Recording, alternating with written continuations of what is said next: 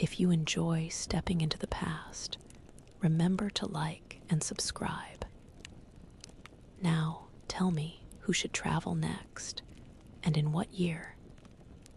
Today, we're dropping in on a young woman from our time, straight into the heart of the roaring 20s. Picture this: Harlem, New York City, 1920.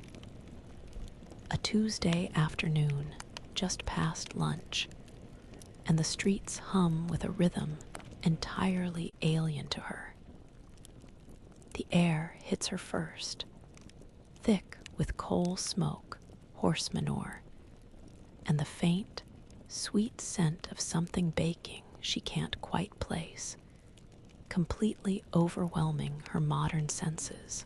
She blinks. The vividness of the colors around her almost painful deep blues, mustard yellows, rich browns on dresses and suits, all swirling in a blur. Her ears ring with a cacophony of sounds, the clatter of horse-drawn carts struggling against the harsh, sputtering roar of Ford Model Ts, their engines sounding like angry, metallic beasts. Street vendors call out in booming voices, mixing with snippets of unfamiliar jazz melodies drifting from open doorways. A constant, urgent hum that feels like static in her brain. She is 26 years old, a professional wedding photographer, and just moments ago, she was adjusting her lens on a bride's veil in a brightly lit studio. Now, the sun glares off a polished brass railing of a brownstone across the street, making her squint. Her modern, tailored trousers and sensible shoes feel utterly out of place amidst the long skirts, feathered hats, and crisp suits of the passers-by. They dart around her, their faces a mix of curiosity and indifference, their gazes quick and appraising. She instinctively reaches for the weight of her camera strap, only to find nothing but thin air. The phantom weight of her Canon 5D Mark IV, its familiar buttons and dials, feels like a physical ache. Her photographer's eye, trained to seek out composition and capture emotion, is now a chaotic jumble of input. Every face she sees tells a story she can't quite grasp. She notices the subtle tension in a man's shoulders carrying a heavy load, the defiant tilt of a woman's chin as she negotiates with a vendor, the way the light catches the intricate beadwork on a flapper's scarf. These are all moments she would instinctively frame, adjust settings for, and snap. But here, they just flood her perception, uncaptured, overwhelming. Without her primary tool, she feels a profound sense of uselessness, a disconnection from her own purpose. She finds herself mentally composing shots, imagining the aperture, the shutter speed, the perfect angle for the light, as a coping mechanism. This ingrained habit forces her to slow down, to actually observe the incredible vibrancy and raw energy of Harlem, rather than being swallowed whole by its unfamiliarity. She sees the burgeoning cultural explosion in the confident strides, the bold fashion, the passionate conversations on street corners, the echoes of ragtime and blues from every establishment. It's the Harlem Renaissance, unfolding before her, a living, breathing tableau she can only witness, not record. By the end of her first week, she has learned to navigate the unpredictable currents of foot traffic, to anticipate the sudden lurches of an automobile, and to recognize the distinct smell of frying plantains. Her modern assumptions about personal space and efficiency prove a constant hindrance, leading to frustrated sighs from others and a growing sense of isolation. She's learned that a direct stare is often met with suspicion, and that conversation flows in a different rhythm. Her senses are raw, overstimulated, yet increasingly attuned. She understands, with a weary certainty, that survival here demands more than just observation. It demands integration, a complete relearning of the world she now inhabits. Her body aches from constant vigilance, but her mind is beginning to catalog this new reality with the precision of a lens, finally finding its focus. The clean, sterile air of her old life. This is a living, breathing aroma, heavy and inescapable. Every breath she takes is a composite of wood smoke, wet pavement after a brief morning drizzle, and the faint, underlying metallic tang of something unidentifiable from the street. She finds herself constantly aware of the air filling her lungs, a new, almost primal connection to her surroundings. She walks the bustling streets of Harlem, her modern mind still cataloging the rich tapestry of sounds and smells. The sharp, high-pitched wail of a saxophone cuts through the clatter of hooves and car horns, quickly followed by the deep thrum of a bass and the syncopated rhythm of a drum kit. Spilling from a brightly lit speakeasy, hidden behind an unassuming doorway, her photographer's ear, usually tuned to the subtle rustle of a wedding dress or the quiet click of a shutter, is now overwhelmed by this constant auditory assault. Yet she finds a strange comfort in the rhythmic pulse of jazz, a universal language she can almost understand. Her eyes, ever searching for composition, are now more attuned to sources of light and shadow, not for artistic merit, but for practical navigation. She notices how the gaslights cast long, dancing shadows that could hide uneven paving stones, or how the bright sunlight catches the dust motes dancing in the air, revealing the quality of the air itself. Her brain, accustomed to the crisp clarity of digital images, struggles to process the constantly shifting, often dimly lit, reality. She finds herself mentally adjusting the exposure, trying to brighten dimly lit interiors in her mind, a futile but persistent habit. Without her camera, her hands often feel empty, a strange phantom limb sensation.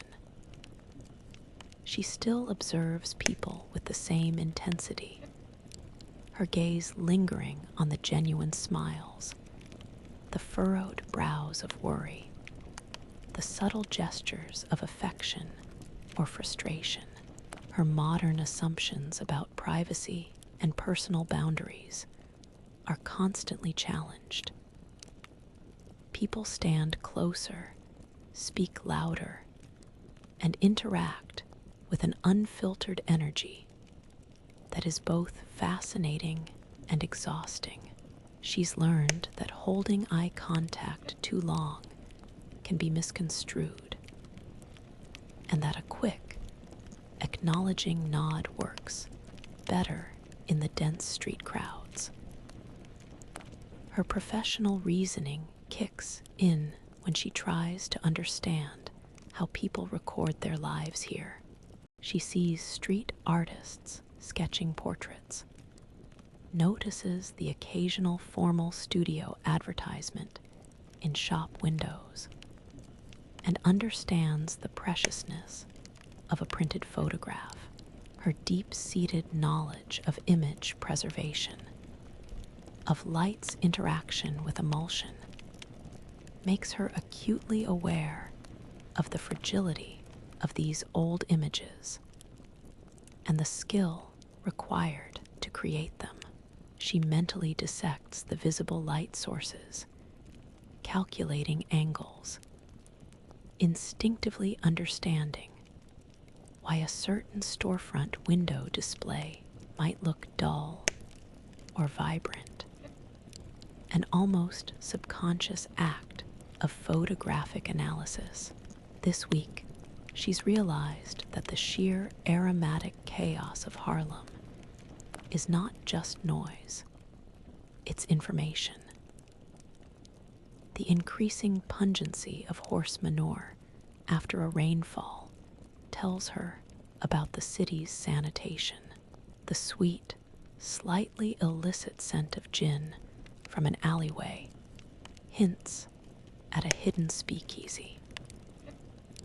The aroma of simmering collard greens and fried chicken from a brownstone offers a brief, tantalizing glimpse into a family's dinner. It's a sensory map, overwhelming but slowly becoming decipherable. She feels the constant strain of processing so much new information, an unending torrent of sensation. But a part of her, the part that once sought perfect focus, is beginning to find patterns in the overwhelming blur. The world, she realizes, is not just seen, but deeply inhaled, tasted, and felt. A truth more visceral than any photograph could ever capture. The persistent ache in her soles has become a familiar companion this week. A dull throb that reminds her of every uneven cobblestone and cracked pavement slab she's traversed. She feels the distinct texture of the rough wool of the jacket she's acquired, its unyielding scratchiness, a constant presence against her skin, so different from the soft, technical fabrics of her past. Every movement, every step, is a lesson in friction and impact, a stark contrast to the cushioned, climate-controlled environments she once inhabited. Her photographer's eye, so accustomed to searching for smooth lines and unblemished surfaces in a studio, now meticulously scans the ground ahead of her. She's developed an almost involuntary habit of assessing the structural integrity of the street beneath her, anticipating dips, loose bricks, or discarded debris that could turn an ordinary step into a twisted ankle. She observes the worn-down heels of men's shoes, the scuffed tips of women's boots, and understands, viscerally, the constant wear and tear of a walking city. Her modern assumptions about well-maintained urban infrastructure and comfortable footwear are a distant almost luxurious memory. Here, durability trumps aesthetics, and she sees the careful patching on a pair of trousers, the mended seam of a skirt, not as imperfections, but as testaments to resilience, a pragmatic beauty she would have overlooked before. The ambient sounds of Harlem continue to define her week, but now she hears them through a filter of growing understanding.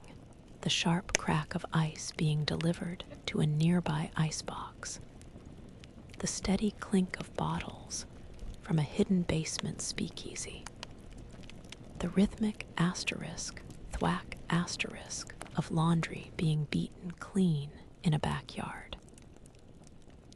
These are no longer just noises, but indicators of daily routines and the physical effort involved in sustaining life.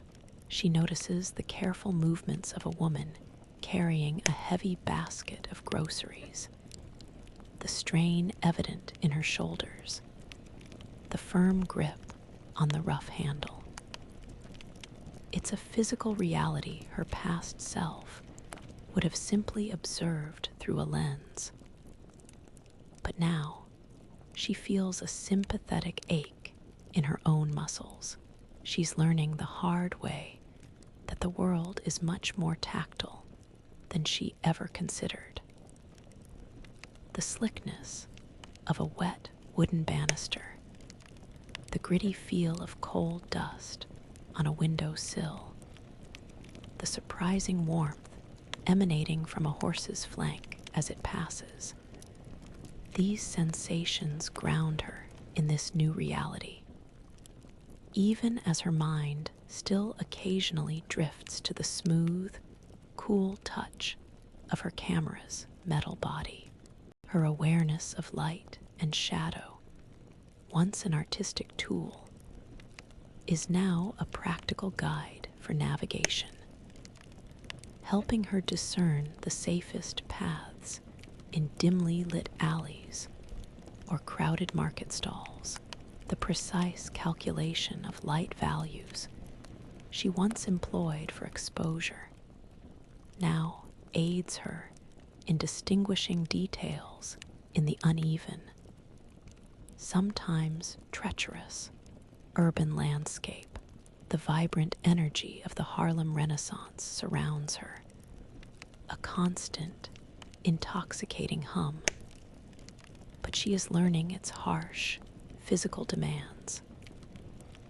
The spirited debates on street corners, the impromptu bursts of music, the undeniable pride in every stride. All of it is built upon the very tangible, sometimes painful, foundation of this era. She reflects that the simple act of walking, once a subconscious movement, now requires a conscious engagement with every fiber of her being. Her body slowly, stubbornly, adapting to the rough, unyielding fabric of this stolen, utterly real world. A flicker of gaslights in the early evening smears the edges of figures passing by, creating a painterly effect she would have once manipulated for mood, but now simply experiences as an inability to perfectly asterisk fix a scene. Her modern eyes, trained on crisp digital clarity, constantly seek a focus that isn't readily available, a sharp edge that dissolves in the ambient light and constant motion. She feels a subtle, persistent frustration with the world refusing to hold still for her, to resolve into a perfect image. Her photographer's instinct, deeply ingrained, continues to operate on overdrive. She observes a woman laughing, her head thrown back, a pearl necklace glinting momentarily. Her mind instantly calculates the ideal aperture for the soft light, the shutter speed to freeze that fleeting expression, the composition that would highlight the joy. But the moment passes, unrecorded, lost forever, except in her memory. This constant, unfulfilled urge to capture transforms her perception. She doesn't just see, she composes mentally, framing faces, street scenes, and vibrant details within an imaginary viewfinder. She isolates the rich textures of a man's tweed coat, the intricate embroidery on a woman's cloche hat, the delicate curve of a jazz musician's fingers on a saxophone, all without the comforting weight of her camera. The sounds of the city are still a rich, complex tapestry, but now she listens differently. She picks out the nuances in a blues melody, hearing the lament and resilience woven into the notes. She notices the distinct cadence of conversations, recognizing the shifting emotions behind clipped phrases or buoyant exclamations. Much like she once read the atmosphere of a wedding ceremony to anticipate key shots, her modern assumptions about instant replay and perfectly preserved memories feel like a cruel joke here, making her cherish each passing moment with a new, almost desperate intensity. Her visual acuity, sharpened by years behind a lens, serves her in unexpected ways. She notices the subtle shifting of light on a street vendor's face, understanding the subtle play of emotion there. She observes the deliberate, graceful movements of a couple dancing in a speakeasy doorway, mentally charting their choreography and sensing the unspoken connection between them. These are stories unfolding in real time, and her mind, unable to capture them, attempts to tell them to herself, detailing every nuance of gesture and expression. This week she sees a flyer for a poetry reading at a community center. The crisp black letters on creamy paper, and imagines the sharp, vibrant faces of the audience, the intense focus of the speaker. It's a snapshot, but only in her head. She finds herself trying to explain the concept of a perfect shot to herself, tracing the invisible lines of composition, the play of light and shadow, the decisive moment that Cartier-Bresson would later speak of. It's a silent, internal monologue, a way to process the vast, blurry edges of this uncapturable era. The world is a constant, shifting tableau, beautiful and overwhelming. And she realizes that the truest form of preservation here is not through a lens, but through the deep, visceral imprint it leaves on her own perceiving self. It is an exhausting form of mental photography, a constant yearning for focus in a world that refuses to be framed. Her breath plumes in front of her, a transient, ghostly cloud disappearing into the cool, gray light that struggles to penetrate the canyon-like space between the tall brick buildings. The rough texture of the brick wall against her back, cold and abrasive, presses a stark reality into her bones. Her photographer's eye, a finely tuned instrument for composition and light, immediately registers the stark contrast of the scene.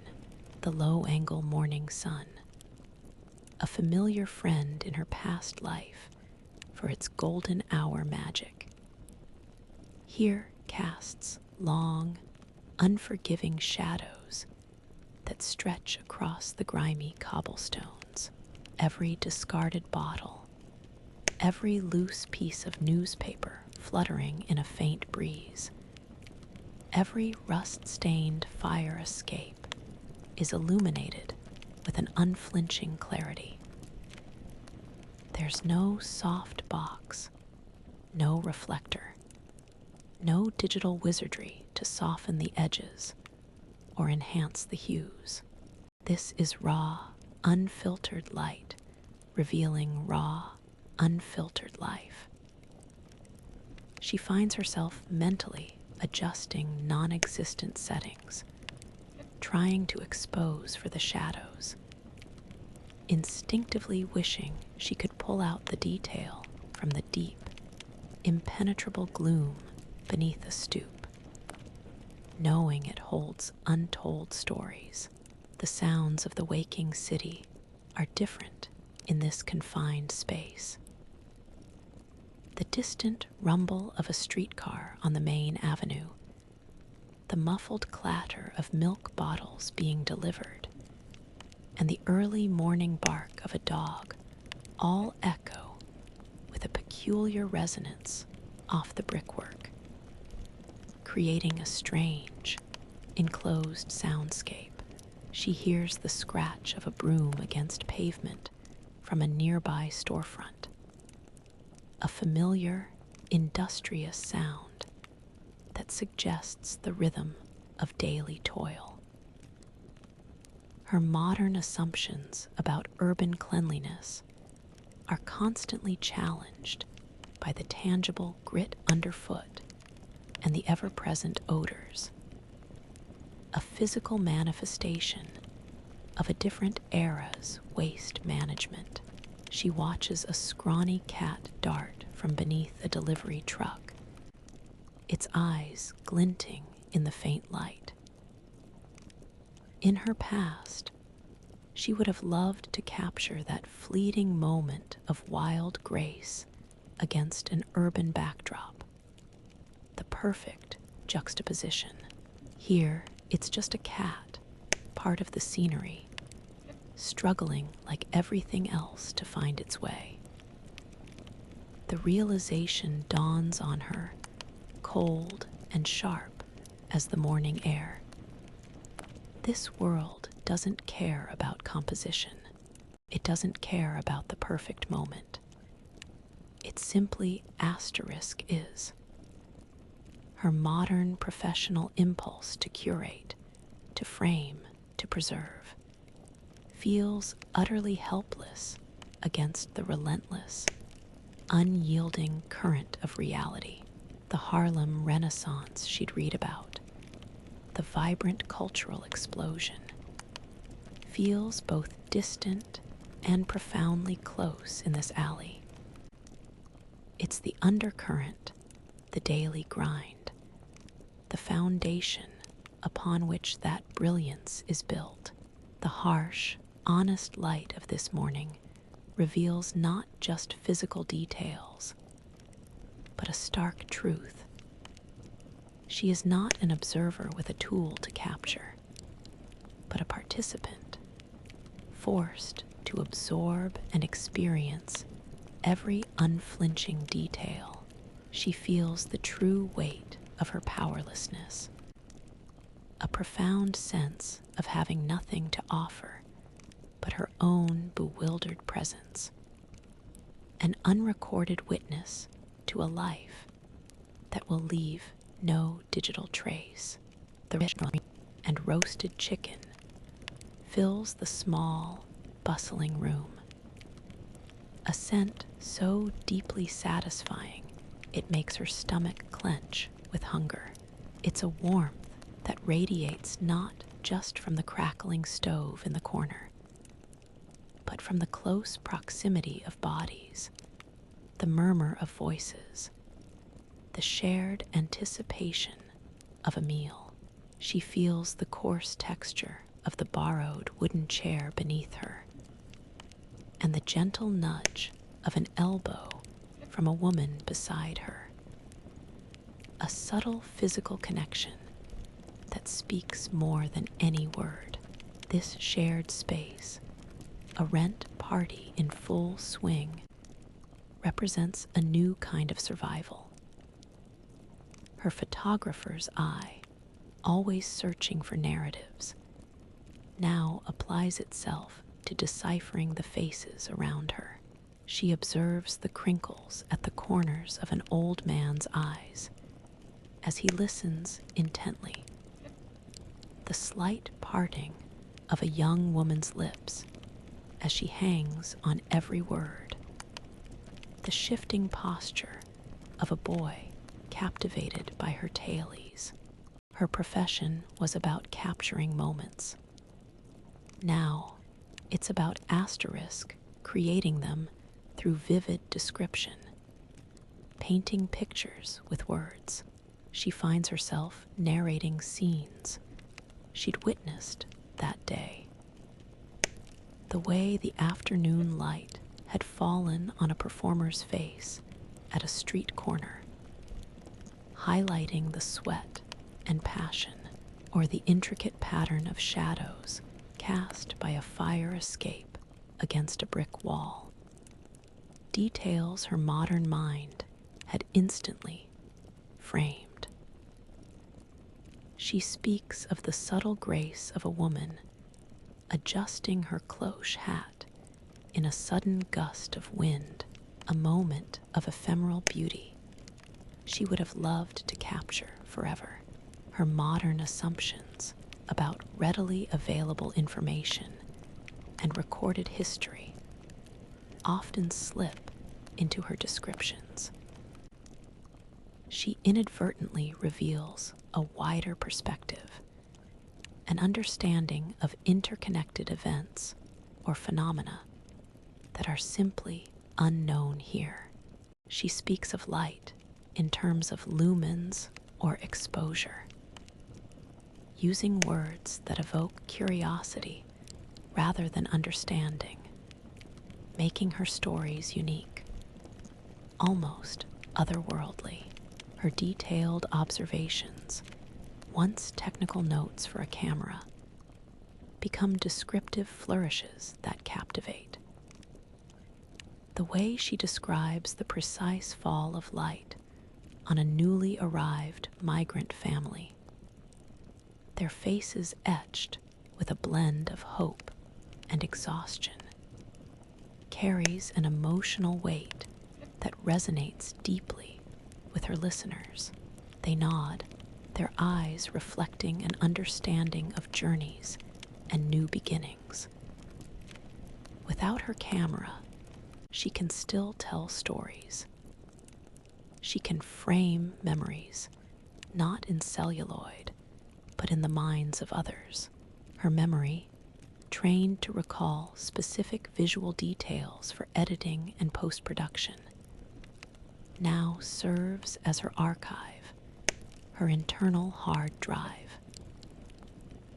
This skill, this ability to transport others through her descriptions, has become currency, a knowing gesture from the host, a subtle inclination of the head, and a plate piled high with steaming food finds its way into her hands, followed by the offer of a warm, if temporary, sleeping space. It's a silent transaction, her words for their sustenance. The vibrant sounds of a piano, a soulful saxophone, and clapping hands fill the room, a spontaneous, collective energy that defines the Harlem Renaissance. She feels the vibration of the music through the floorboards, a rhythmic pulse that seems to connect everyone present.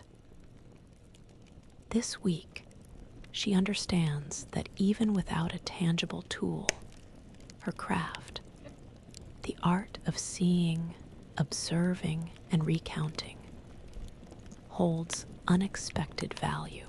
She realizes that memory, when shared with such vivid detail, becomes a collective snapshot, a communal record of a fleeting reality. It's an exhausting act of recreation, this constant mental photography, but it keeps her anchored, making her truly present, a human lens in a world without one. The soft, shifting quality of the morning light filtering through a grimy window pane paints the cracked plaster walls in subtle gradients of gray and gold. It's a light she's learned to read, a fragile, precious commodity this week, so different from the controlled bursts of her studio flash. She feels the delicate warmth of the sun on her skin for just a moment before a passing cloud diminishes it, and the room instantly feels colder, dimmer.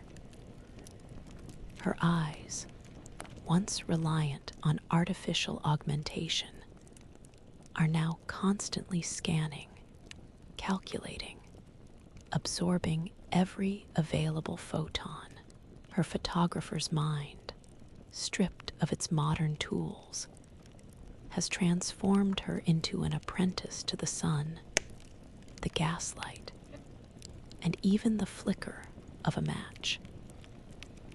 She observes how a woman carefully positions herself near a window to mend a torn dress, needing every last ray of natural light for her intricate work. This isn't about artistic choice. It's about necessity, a fundamental truth of life in 1920s Harlem. She mentally traces the path of light, noting how it carves out the sharp lines of a man's cheekbone or softens the features of a child reading by a kerosene lamp. Her understanding of exposure, once a technical setting, has become an intuitive grasp of how little light is truly available and how profoundly it shapes the visual world. She finds herself instinctively moving towards brighter spots, not just for comfort, but as if her body is a sensor, guiding her to optimal shooting conditions. Her modern assumption of being able to illuminate any scene with the press of a button has completely dissolved. Instead, she marvels at the way candlelight makes skin glow in a way no strobe ever could, or how the strong, directional light of a bare bulb casts dramatic, almost theatrical shadows. She sees the gas lamps on the street as fixed, unyielding light sources, contrasting sharply with the dynamic, unpredictable dance of natural light. It's a lesson in limitations, forcing a deeper, more profound observation. Her sense of touch has also sharpened in relation to light. She can feel the heat radiating from a large incandescent bulb in a shop window, a tangible source of both illumination and warmth. She notices the subtle textures of fabrics becoming visible only when caught by a direct shaft of sunlight, otherwise fading into indistinct forms in shadow. She hears the soft asterisk hiss asterisk of a gas fixture being lit, a sound that signals a transformation of the space from gloom to a warm, inviting glow, a ritualistic act of light creation. This direct, unmediated experience of light, stripped of all technology, feels both ancient and utterly new. The vibrant energy of the Harlem Renaissance often unfolds in dimly lit speakeasies or intimate parlor gatherings, challenging her desire to see everything with clarity. She understands why people would splurge on a formal studio portrait, where controlled light could capture their best self, a rare and cherished artifact. This week, she realizes that her photographic eye isn't about capturing anymore. It's about seeing with an intensity she never knew she possessed, a heightened awareness that transforms every glance into a deeply ingrained memory.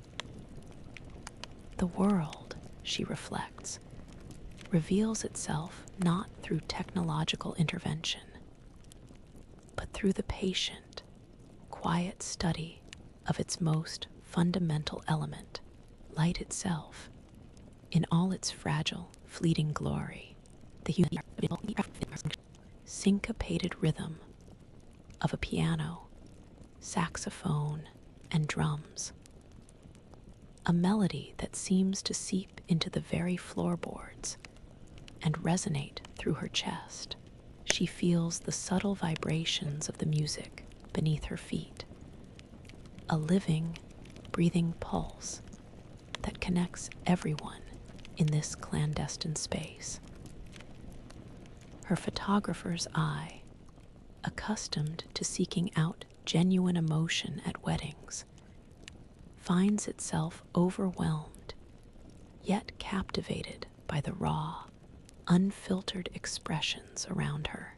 In the flickering gaslight and the diffused glow from shaded bulbs, faces emerge and recede, laughter ripples through the throng, and bodies sway with an uninhibited joy.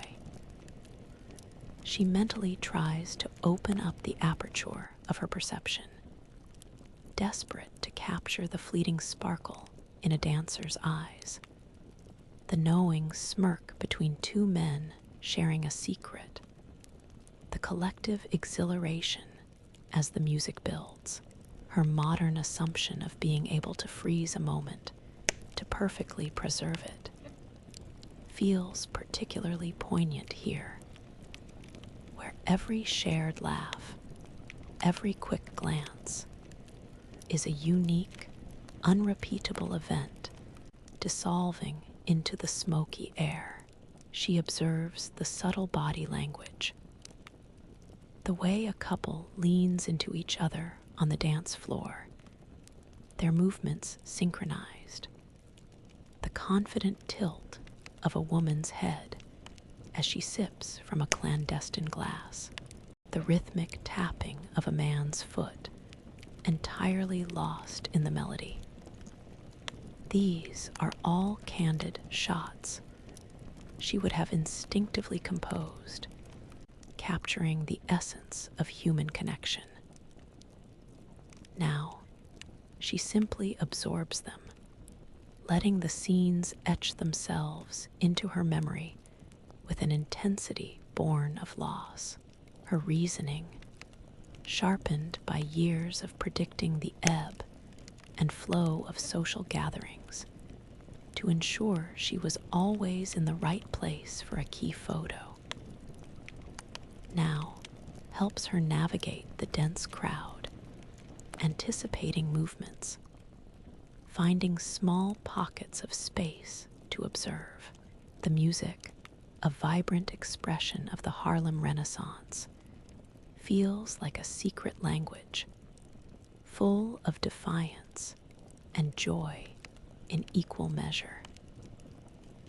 She finds herself drawn into its rhythm, a subtle sway beginning in her own shoulders, a natural response to the shared energy. Her senses are acutely attuned to the shared secret of the speakeasy. The hushed entry, the veiled glances exchanged upon showing a membership card, the collective understanding of the illegality of the evening. It is a profound contrast to her past life, where social gatherings were often overtly documented. Here, the very act of asterisk not being captured, of existing outside the official record, adds to the potent, uninhibited atmosphere. This week, she understands that the true artistry of the Harlem Renaissance, in these hidden spaces, is not merely seen or heard, but felt collectively. A burst of shared laughter from a group nearby catches her, its warmth contagious. She finds her own lips curving into a smile, a genuine, unbidden response. It is a moment of pure, unadulterated human connection, a snapshot taken not with a lens, but directly into the heart. And in that shared, secret melody, she feels, for the first time, a profound sense of belonging, a quiet understanding that even without her camera, she can still find her rhythm within the frame of this vibrant, elusive world. The rough, cool plaster of the tenement wall presses against her back as she sits. The faint, persistent smell of damp earth and stale cooking oils clinging to the air around her. She feels the solid, reassuring weight of a hand on her shoulder, a gentle, steady pressure that conveys more than words ever could. It's a touch of connection in a world that often feels isolating, a tactile affirmation of shared humanity. Her ears pick up the low murmur of conversations from within the thin walls, the creak of floorboards above, and the distant, rhythmic clang of a blacksmith from somewhere down the street, all weaving into the intimate soundtrack of her new, cramped reality. Her photographer's eye, a keen observer of human interaction, now registers the subtle shift in body language around her. She sees the way a woman's tense shoulders relax as she listens to a neighbor, the slight, knowing smile that passes between two men sharing a quiet moment on a stoop. Her job was once about capturing the overt joy of a wedding.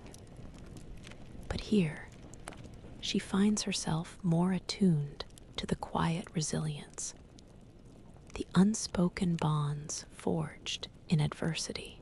She watches a small child shyly offer a shared toy, a gesture of innocent generosity that she would have framed as a poignant detail in any story. Her understanding of human connection, once filtered through a lens, is now experienced directly, unfiltered and immediate. Her modern assumptions about individualism and self-reliance have been significantly challenged. Here, in the close-knit community of Harlem, she sees how survival is often a collective effort, a shared meal, a helping hand with a heavy load, a watchful eye over a neighbor's children. These are the threads that weave the social fabric. She notices how a simple nod of greeting can establish trust, how a shared glance can convey empathy. Her trained eye, which once sought to isolate and highlight subjects, now sees the intricate network of relationships, the overlapping frames of lives lived in concert. She observes the subtle cues that indicate who is connected to whom, the unspoken alliances that form the bedrock of this community. Without her camera, she's had to find new ways to connect, new ways to capture the moments that matter. Her skill at observing, at noticing the tiny details that tell a larger story, becomes her contribution. When she shares a vivid description of a bustling market scene, her listeners lean in, their faces reflecting the images she paints with words. Her ability to mentally compose, to articulate the visual poetry of everyday life, has become a way to bridge the gap between her foreignness and their shared world. She's learning that trust here is earned through consistent presence and genuine interest, not through a professional transaction. The vibrant cultural awakening of the Harlem Renaissance isn't just happening in grand theaters. It's unfolding in these very tenements, in shared stories, in quiet acts of kindness.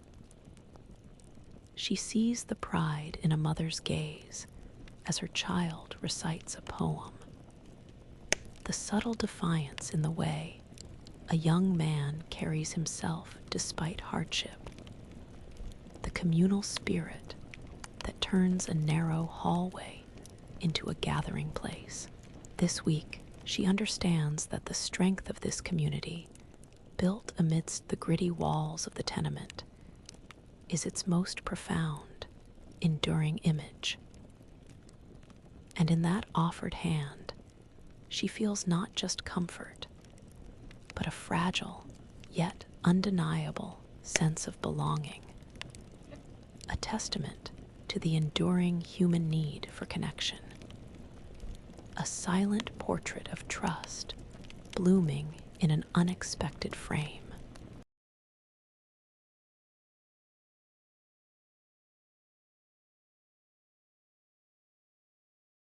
The comforting, slightly sweet smell of brewing coffee mingles with the faint, metallic tang of a shared tenement hallway.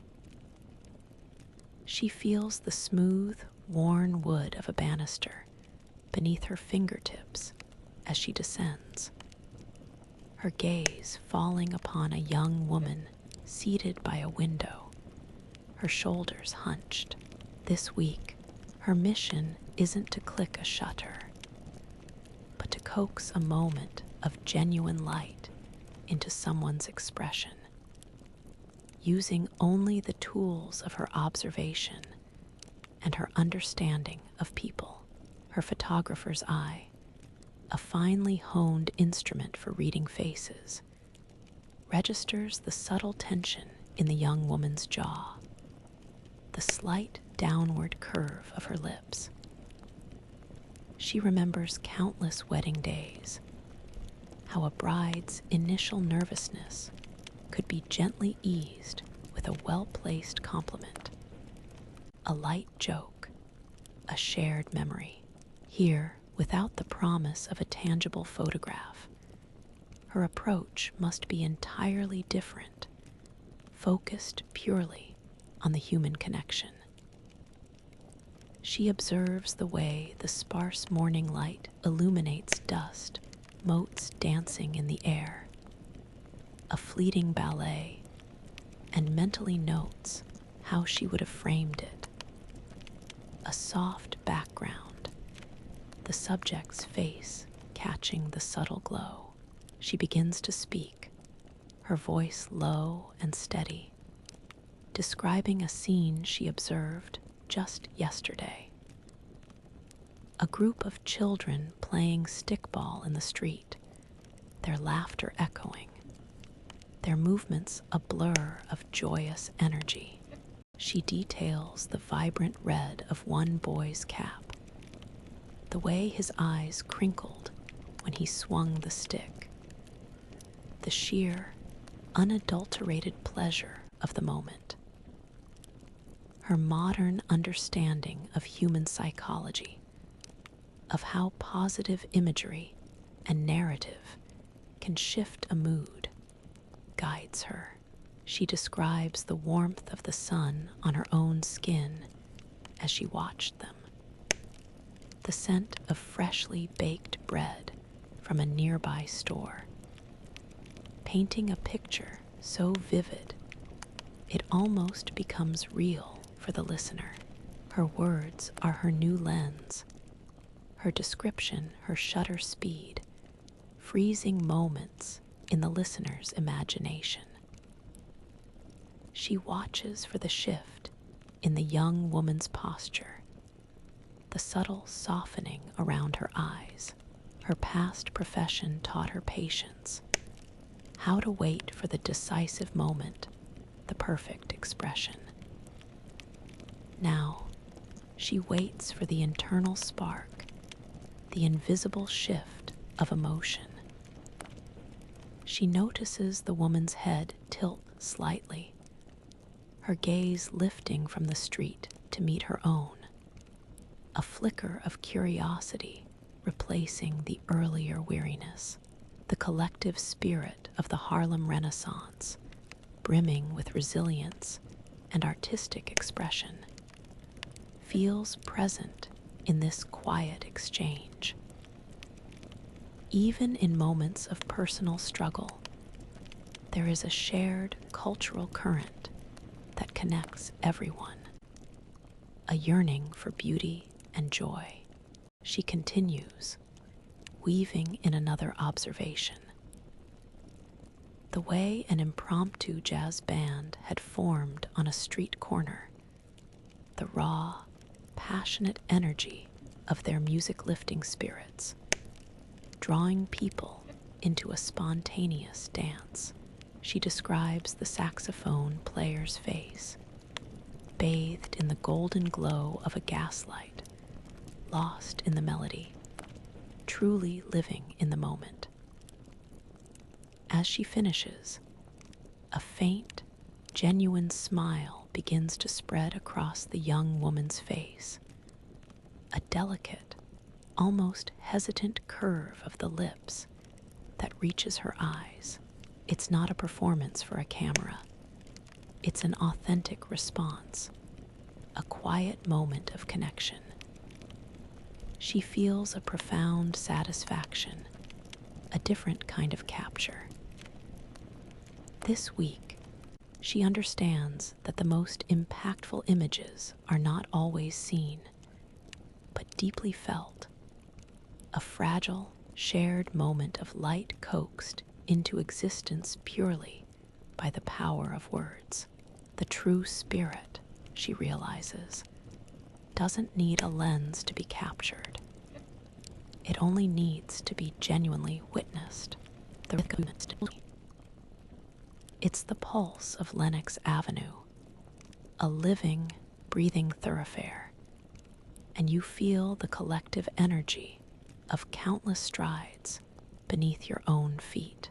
The air is sharper now, a hint of approaching autumn, carrying a blend of roasting coffee, the sweet undertone of baked goods from a patisserie, and the ever-present, faint whiff of coal smoke. She finds herself moving with a new grace, no longer battling the current, but flowing with it.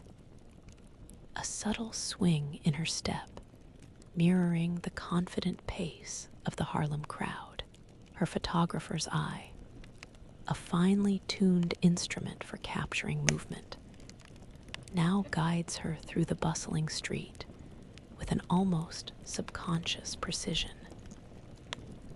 She watches a group of young men in impeccably tailored suits and fedoras, their laughter rich and deep, their steps a syncopated rhythm to some unseen music.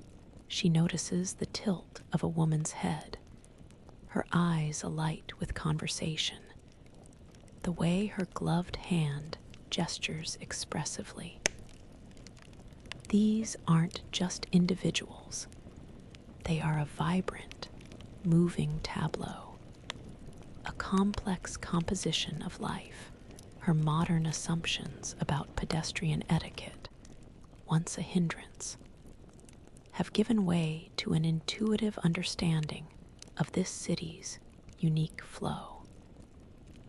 A blend of polite deference and assertive presence, she now anticipates openings in the crowd, reads the unspoken intentions in someone's glance, and subtly adjusts her own path. Her professional reasoning, once focused on anticipating a bride's spontaneous movements for the perfect shot, now applies itself to predicting the ebb and flow of human traffic. She mentally maps the quickest routes, identifying the less crowded side of the street or the brief lull between streetcars. The storefronts flash by, each a potential backdrop for an imagined portrait. The vibrant colors of a fresh produce stand, the dignified facade of the Lafayette Theater, the inviting glow from a busy barber shop. She frames these scenes in her mind, not as static images, but as dynamic moments, rich with human interaction. She can almost hear the soft click of her shutter, even though her hands remain empty.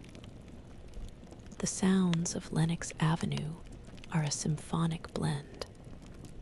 The clatter of a newsboy's cart, his shouts echoing down the block, the distant blare of a car horn, the ever-present, seductive strains of jazz filtering from open doorways, weaving through the chatter.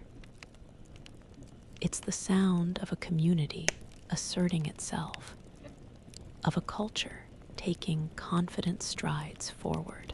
She observes a woman stop abruptly to greet a friend, their faces lighting up with genuine warmth. A small, unposed moment she would have treasured in her old profession. Here she experiences it directly, allowing the joy to wash over her. A fleeting, beautiful connection. The Harlem Renaissance is not a distant concept this week. It is the very air she breathes, the ground she walks on. It's in the confident set of shoulders, the proud, direct gazes, the vibrant, expressive gestures. She understands that these are people building a new world, brick by brick, song by song, step by confident step. This week, she finds herself not just observing the pulse of Lenox Avenue, but being swept up in it, her own feet finding their rhythm. She realizes that truly moving asterisk with the city means letting go of the need to capture, and instead allowing herself to be fully, vibrantly, part of the unfolding picture. And colognes she's grown accustomed to in the public spaces. She feels the smooth, cool wood of a back door, worn slick by countless hands, as she pushes it open, revealing a quieter, less polished side of the bustling avenue. This week, she's peeling back the layers, seeing beyond the dazzling performance to the enduring heart beneath. Her photographer's eye, a seasoned detector of authenticity, now seeks out the candid, unposed moments that reveal deeper truths. She observes the tired slump of a musician's shoulders after a late-night set, the shared glance of camaraderie between kitchen staff in a busy restaurant, the quiet determination in a seamstress's face as she works late into the evening. These are the backstage scenes, the unseen efforts that underpin the glamour of the Harlem Renaissance. Her modern assumptions about instant gratification and easily accessible information clash with the patient, laborious rhythms of daily life she witnesses. She sees the manual effort in everything, from hauling ice to hand-washing laundry, and understands the sheer human energy invested in simply existing. Her professional reasoning, once focused on capturing the celebratory fad of a wedding, now extends to understanding the intricate mechanisms that allow a community to thrive. She notices the careful exchange of goods at a local market, the trust implied in a handshake deal, the quiet resilience in the faces of families gathered for Sunday dinner. She observes the intricate details of a tailor's shop, the precise cutting of fabric, the rhythmic hum of a sewing machine, the skilled hands that transform humble materials into sophisticated attire. These are not just crafts, they are expressions of dignity and self-sufficiency, often overlooked by the more famous narratives of the era. She mentally frames these scenes, focusing on the details that reveal the depth of skill and dedication, wishing she could document the true labor and artistry. The sounds, too, unveil new layers.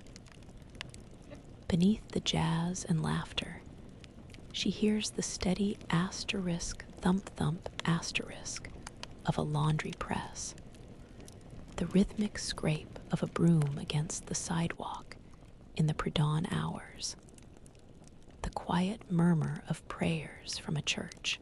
These are the steady, foundational sounds, the constant rhythms that persist beneath the more celebrated melodies.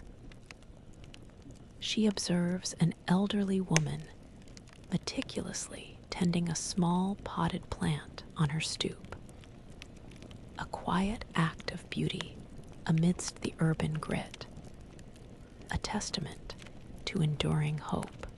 The Harlem Renaissance is not just about the Cotton Club or the Apollo. It's about the people who built those stages, who cleaned the streets, who cooked the food, who nurtured their families and their culture day in and day out. This week, she finds herself drawn to these quieter moments, these unsung heroes. She recognizes that the true, enduring heart of Harlem lies not just in its vibrant outward expression, but in the unwavering spirit and resilience of its people, working, living, and dreaming in the everyday. She realizes that capturing the spirit isn't always about the grand gesture. Often, it's in the subtle, enduring rhythm of life itself. A profound and deeply honest portrait that no camera could ever fully render. The of shared traditions, of a deeply rooted culinary heritage. She feels the smooth, slightly chipped ceramic of the bowl in her hands, its warmth seeping into her chilled fingers. Around her, the low hum of appreciative murmurs and the clinking of spoons against stoneware form the soundtrack of this week's most profound experience, a shared meal. Her photographer's eye, a keen observer of human ritual, takes in the scene around a communal table. She notices the careful way a mother helps her child scoop a spoonful, the subtle hand gestures that accompany a shared story, the genuine warmth in every smile. This isn't just eating, it's a ceremony of connection, an act of belonging. She observes the interplay of light and shadow from the single overhead bulb, casting a warm glow on the faces, highlighting the shared laughter and quiet contentment. Her modern assumptions about individual portions and quick meals are replaced by the deep satisfaction of this communal rhythm, where food is a conduit for connection, not just sustenance.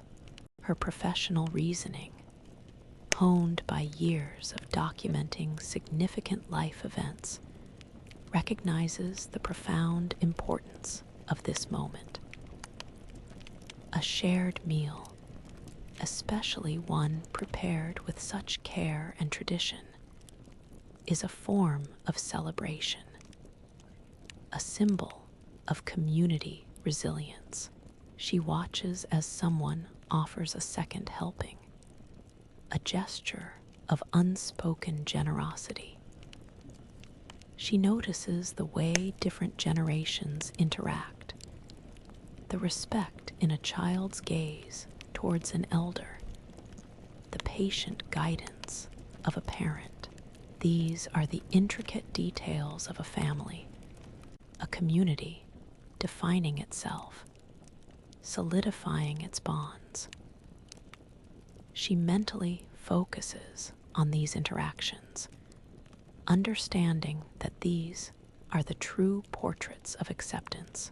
The sounds are of genuine contentment. The soft slurp of spoonfuls, the low hum of conversation, the occasional burst of laughter that echoes the warmth of the food.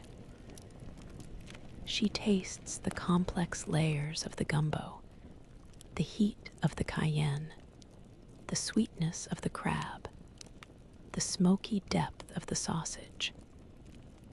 A flavor profile so rich and authentic it feels like a story in itself. It is a taste of home, even though it's not her home, a taste of comfort that transcends time and place. She feels a subtle relaxation spread through her, a sense of belonging she hadn't fully anticipated. The Harlem Renaissance is not just expressed in art or music. It's deeply embedded in its cultural traditions, its food, its family gatherings. The gumbo, a dish with roots in the African diaspora and Southern traditions, symbolizes the rich tapestry of experiences that converge in Harlem. This week, she understands that acceptance isn't just about words. It's about shared experiences, tangible acts of welcome, like a bowl of warm gumbo placed in her hands. She realizes that truly experiencing this era means not just seeing its grandeur, but tasting its resilience, feeling its warmth, and becoming, even for a moment, a part of its enduring communal heart. It is a truth far more nourishing than any image she could have captured. The is her, chasing away the autumn chill that nips at the streets. It mingles with the faint, sweet scent of roasting nuts and the deeper, grounding aroma of polished wood, creating an olfactory embrace that feels utterly safe. She feels the soft, velvety texture of an upholstered armchair beneath her, a rare luxury, and the gentle brush of a child's hair against her arm as they lean in, captivated by her stories. This week, she's found herself nestled within the heart of a home, a parlor bustling with the warmth of genuine kinship. Her photographer's eye, a chronicler of emotional landscapes, observes the intricate dance of family dynamics. She notices the playful nudge between siblings, the reassuring glance from a parent, the respectful silence as an elder shares a tale. Each interaction is a fleeting, unposed tableau, rich with unspoken history and affection. Her modern assumptions about nuclear families and individualistic pursuits soften here, replaced by the profound understanding of extended family networks, of cousins and aunts and uncles, all woven into a single, supportive tapestry. She sees the shared gestures, the inherited mannerisms, the way a particular laugh echoes across generations. She mentally zooms in on these subtle connections, recognizing them as the true foundations of strength. Her professional reasoning, honed by years of documenting one of life's most significant unions, now understands that family extends far beyond blood. She sees how neighbors become kin, how shared struggles and triumphs forge bonds as strong as any genetic tie. She notices the careful way resources are pooled, how advice is sought and given freely, how joy and sorrow are openly shared. Her storytelling ability, refined from interacting with diverse wedding guests, now serves as a conduit, allowing her to become part of this intricate social web, sharing tales of the outside world that both entertain and inform. She observes the children's wide-eyed wonder as she describes the distant lights of Times Square, or the older women's knowing nods as she recounts a story of resilience she witnessed on the street. The sounds of the parlor are a symphony of life. The soft click of knitting needles, the low murmur of adults reminiscing, the occasional burst of childish giggles, and the gentle strum of a banjo from the adjacent room. She hears the comforting creak of the old house settling, the distant sounds of city life softened by thick walls and drawn curtains. She feels the tangible warmth emanating from the stove, a physical manifestation of the familial love that fills the room. The Harlem Renaissance is celebrated for its public grandeur, But its true spirit, she realizes, thrives in these private spaces, in the nurturing embrace of family. It's in the stories told, the songs sung, the meals shared, the children raised with pride and hope. This week, she feels a profound sense of belonging, a quiet understanding that a family isn't just born, it's built, nurtured, and extended. She comprehends that even a transient, time-displaced stranger can find a place, a sense of kin, within these lively brownstone walls. It is a portrait not of blood, but of the heart, a truth far more comforting and enduring than any photograph could capture. She feels the cool, rough texture of the wooden railing she grips as she leans out a window, her gaze dropping to the bustling alley below. The air carries the clean scent of soap and sunshine, briefly overriding the usual mix of coal smoke and city grit.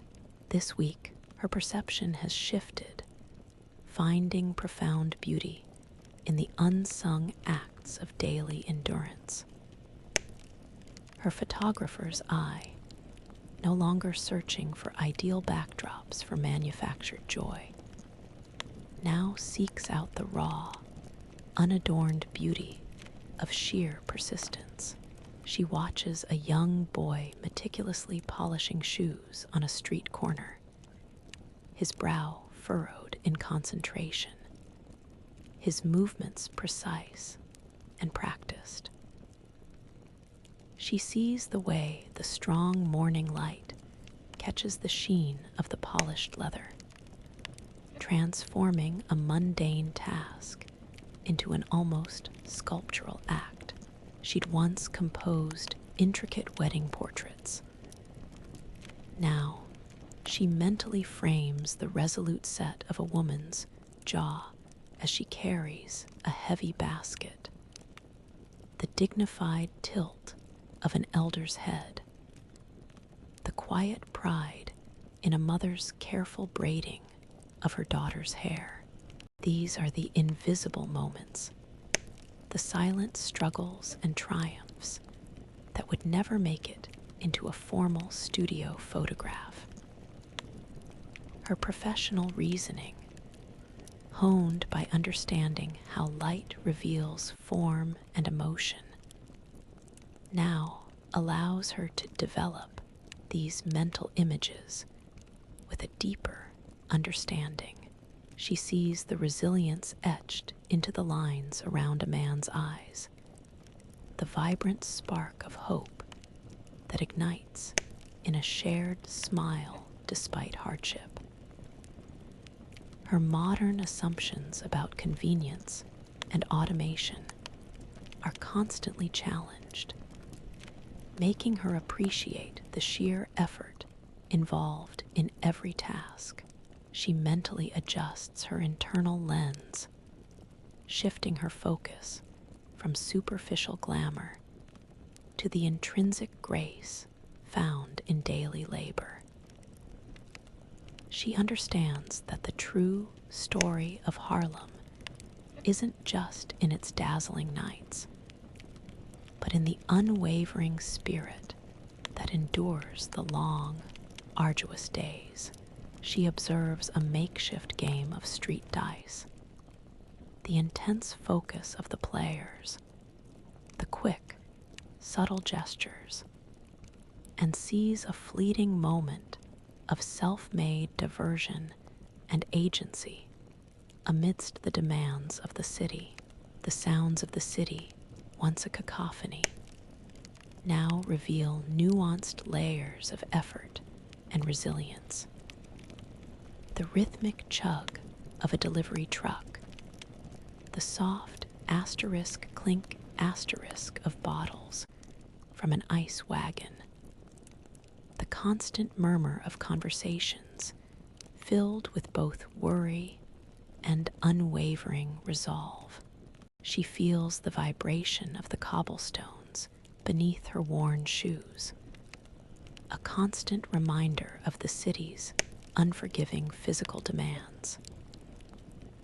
Yet, she also notices the subtle beauty, the delicate embroidery on a patched garment, the intricate carving on a simple wooden toy, the vibrant color of a single potted geranium blooming on a dusty windowsill. These are the small, deliberate acts of beauty, almost invisible, that resist the grind of everyday life. The Harlem Renaissance, she realizes, is not just a cultural explosion of art and music. It is also an enduring testament to the human spirit's capacity to find dignity and beauty amidst struggle. This week, her photographic eye, transformed by this harsh new reality, no longer feels deprived of its camera. Instead, it feels heightened, empowered to truly see the profound, often unacknowledged beauty in the everyday endurance of Harlem. She reflects that the most compelling images are often those that require not a lens, but an opened heart to truly develop and understand. A distant jazz, leaving an unsettling silence in its wake. The air, usually a mix of coal smoke and food, now carries a faint, acrid scent of fear, almost imperceptible, but deeply disturbing. She feels a cold knot tighten in her stomach, a physical manifestation of unease that settles deep in her core. Her photographer's eye, a finely tuned instrument for capturing decisive moments, involuntarily locks onto the scene. A uniformed officer, his face unyielding, gripping the arm of a young man whose face is etched with a blend of bewilderment and resignation. She notices the subtle tilt of the officer's cap, the harsh line of his jaw, the tautness of the young man's shoulders. Every instinct screams for her to raise a camera, to capture the raw injustice, to document the undeniable truth of the moment.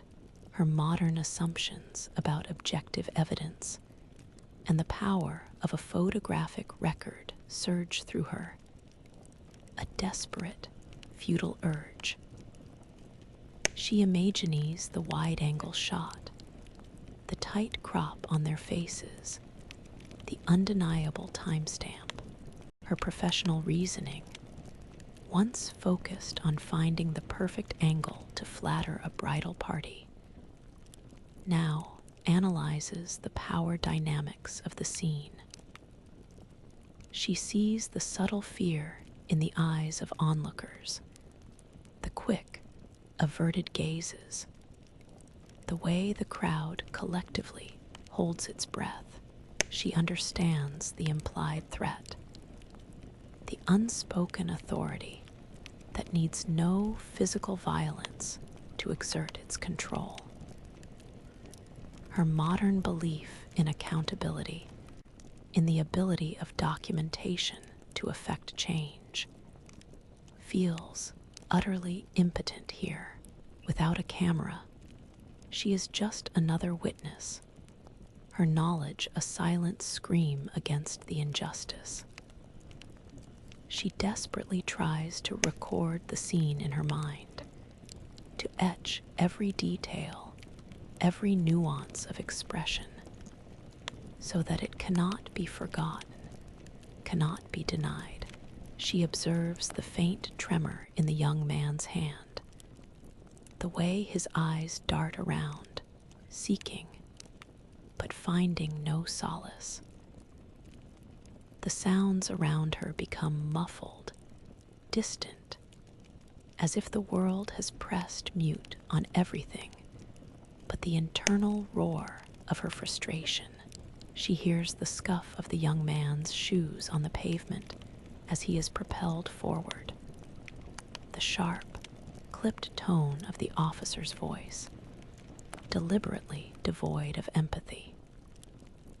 She feels the heavy weight of her powerlessness, the agonizing truth that some wrongs simply exist, uncaptured, undocumented, and too easily dismissed. This isn't a fleeting wedding moment. It's a stark, painful reality. The vibrant energy of the Harlem Renaissance, with its promise of progress and self-determination, feels momentarily dimmed by this blatant display of arbitrary power. She comprehends, with a chilling clarity, that the struggle for justice is not always visible, not always glamorous, and often deliberately suppressed.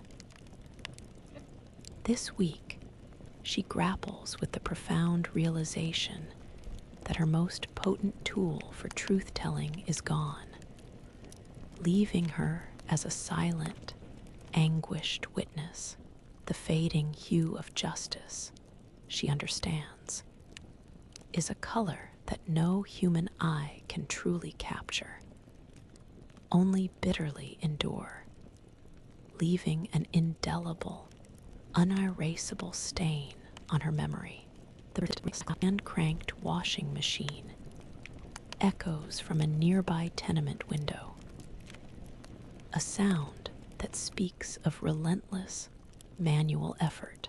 It's a backdrop to the quiet murmur of conversations that drift from the stoops, sometimes serious, sometimes light, but always anchored in the present.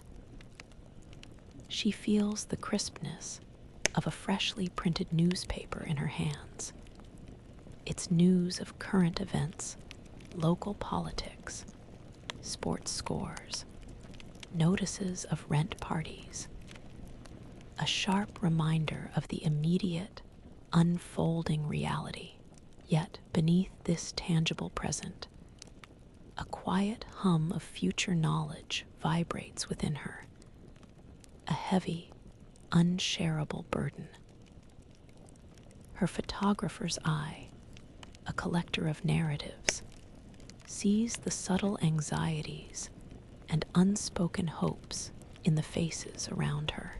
She notices the worried crease in a man's brow as he reads a financial column, the hopeful glint in a young woman's eyes as she points out a new dress in a shop window.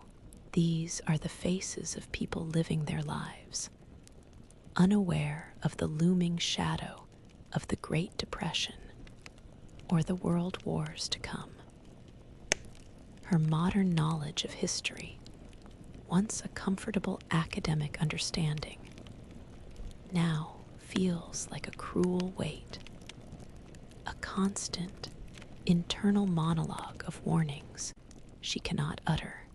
She mentally composes the scene of their oblivious optimism, a poignant contrast she would have captured with a bittersweet focus. Her professional reasoning, trained to observe, analyze, and anticipate, now applies itself to decoding the subtle signs of economic fragility. She notices the occasional empty storefront, the slightly frayed edges of once-proud suits, the careful counting of pennies at the market. Her modern understanding of economic cycles and global events makes these observations far more chilling. She hears talk of speculative investments, of burgeoning industries, and a desperate part of her longs to warn them, to reveal the crash that will redefine their world.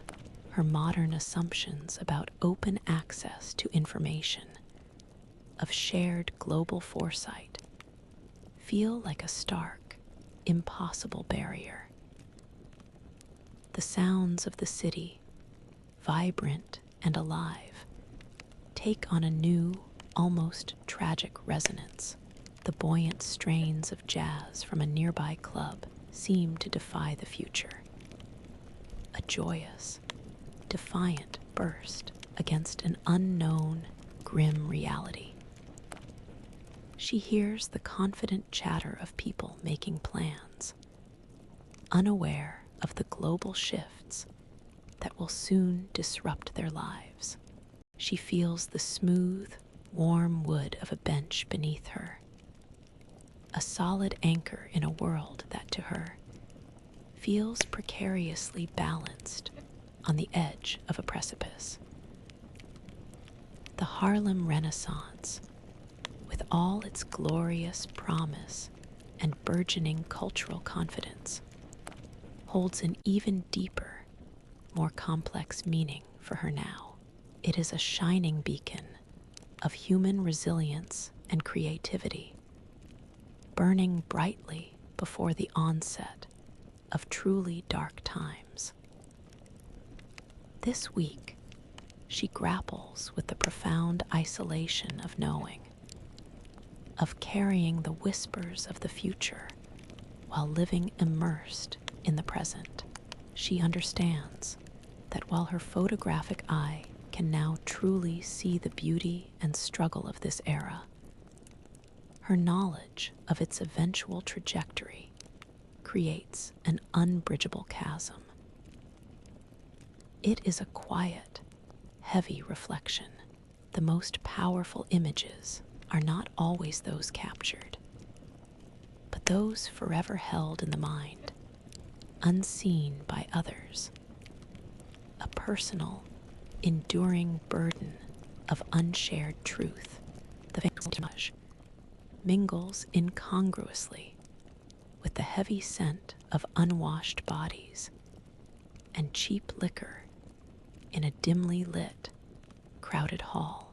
It's an evening of celebration, but a discordant note vibrates beneath the surface, a subtle unease that prickles her skin. She feels the sticky residue on the small, worn table she leans against, and the jostle of strangers' elbows, their movements a little too quick, a little too guarded. This week, she finds herself wrestling with an unfamiliar moral landscape, where truth and falsehood blur in the low light. Her photographer's eye, a keen judge of authenticity, registers the forced cheerfulness in certain smiles, the quick, darting glances that belie an outward joviality. She sees a man clinking glasses with boisterous laughter, but his eyes hold a flicker of calculation, a coldness she would have instinctively known to mask or highlight in a portrait. She remembers the ethical debates in her photography workshops about staging versus documentary, about the responsibility of the lens to capture truth.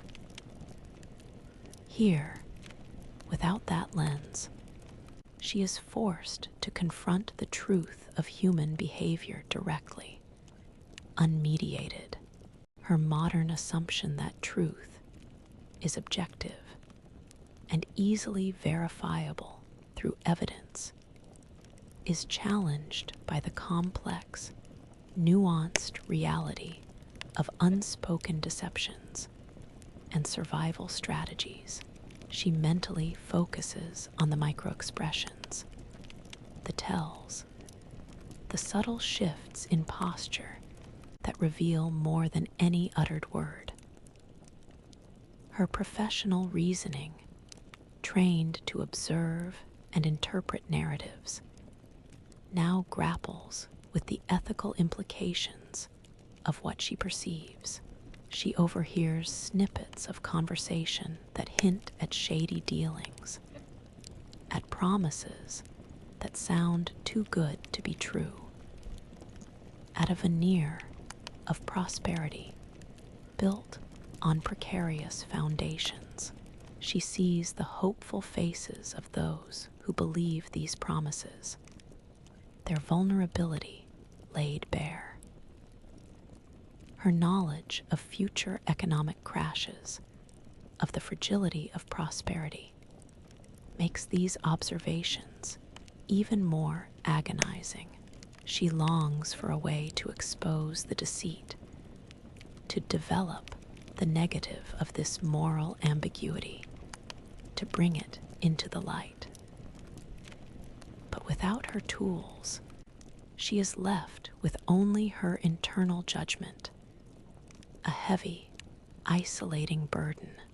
She observes a seemingly harmless card game, but the quick, practiced flick of a player's wrist, the way his eyes avoid a direct gaze, tells a story of practiced deception.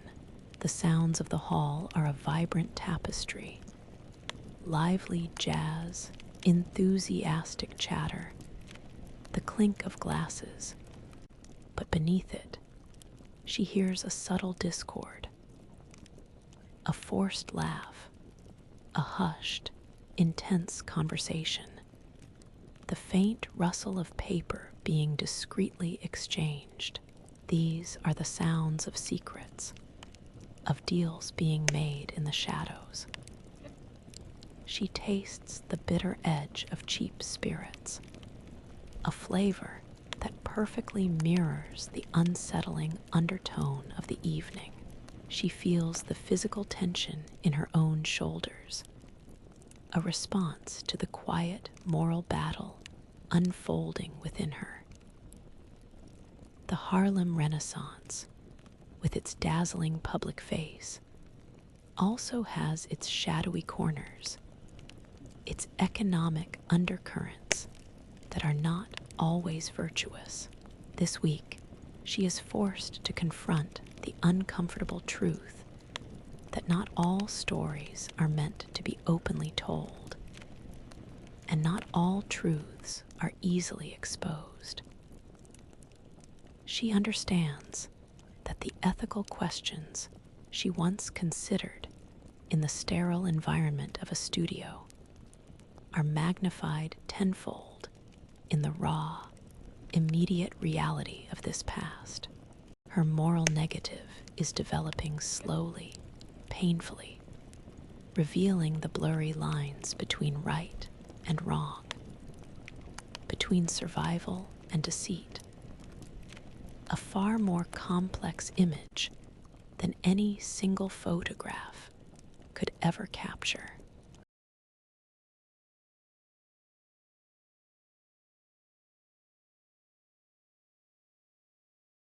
The unsettling quiet of a chilly, moonless night hangs heavy in the air, a stark contrast to the usual vibrant hum of Harlem. It's broken only by the distant, mournful wail of a police siren, a sound that sends a shiver down her spine. The damp, gritty feel of the tenement wall against her cheek is a harsh reminder of her precarious position. She breathes in the sharp scent of damp coal dust and the faint, sweet decay of fallen leaves, a smell that speaks of lingering danger and the passing of time. This week, the decision to act or to remain a silent observer presses down on her with an almost suffocating weight. Her photographer's eye, a finely tuned instrument for capturing decisive moments, now registers the subtle tension in the faces of those around her. Even in the dim light, she sees the fear in a mother's drawn expression as she pulls her child closer. The quick, guarded glances exchanged between neighbors. She recalls the ethical imperative in modern photojournalism to bear witness, to expose injustice, to use the lens as a voice for the voiceless. Here, without that physical tool, she feels an overwhelming sense of responsibility for the images etched in her mind. Her modern assumption of societal protection for whistleblowers, of the power of public opinion, clashes sharply with the palpable sense of danger and retribution she feels in this era. She mentally frames the scene she witnessed last week. The subtle deceit, the exploitation, desperately searching for a way to bring it into sharp focus, to expose it. Her professional reasoning, honed by years of analyzing complex scenes and predicting outcomes, now runs scenarios through her mind. What if she speaks? What are the repercussions for herself, for the community that has offered her shelter? What if she remains silent? What is the cost of complicity, of allowing injustice to continue unaddressed? The weight of this choice is immense, far heavier than any camera she ever carried. She observes the shadows lengthening in the alleyways, a visual metaphor for the moral ambiguities that entangle her. She notices a brief, intense exchange between two men, their gestures clipped, their faces grim, and understands the stakes are high, the consequences real and immediate. The sounds of the night reinforce her dilemma, the mournful, distant siren, the rustle of a rat in the alley, the uneasy silence from within the tenement, punctuated by the occasional worried cough. She feels the cold seeping into her bones, a physical sensation that mirrors the chill of fear and moral ambiguity.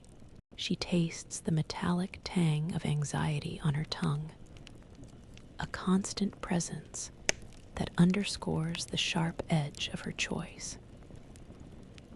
The Harlem Renaissance, for all its vibrant public expression, also holds deeply private struggles, difficult choices, and quiet acts of defiance or complicity. This week, she understands that the most profound photographs are not always about what is captured, but about what is revealed through moral action or inaction. The burden of unshared knowledge, the weight of a truth that cries out for exposure, presses down on her. She realizes that being a photographer is not just about a camera. It's about a perspective, a responsibility to witness, and sometimes to speak. And in this moment, poised between light and shadow, she knows that the choice to frame a lie or find truth will define her more profoundly than any image ever could. Among the people she encounters, something has shifted, a barely perceptible ripple in the fabric of their days.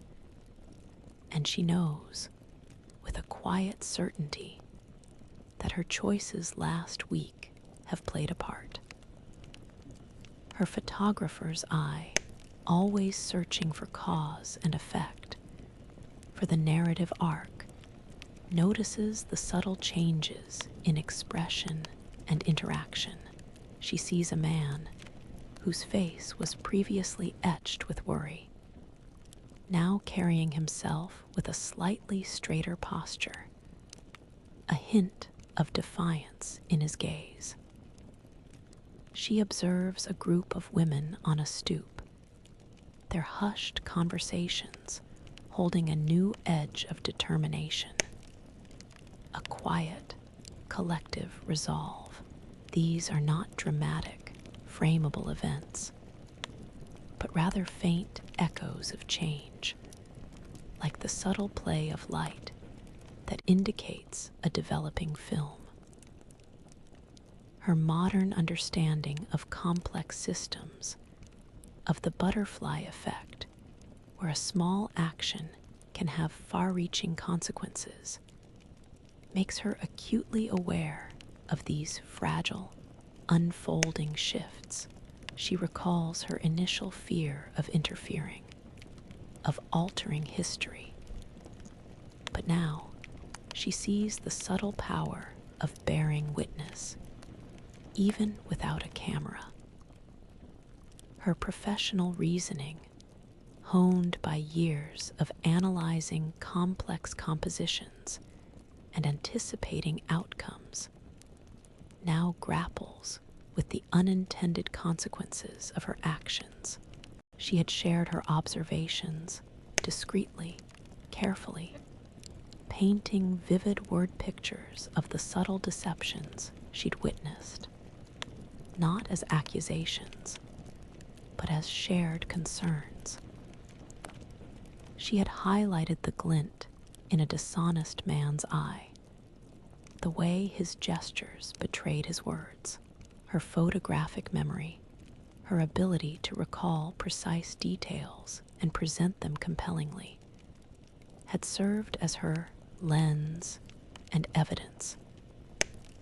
Now, she sees the faint echoes, a wary glance directed at a previously trusted individual, a hushed conversation that sounds like quiet strategizing, a subtle reevaluation in the collective consciousness. The sounds of Harlem carry new inflections.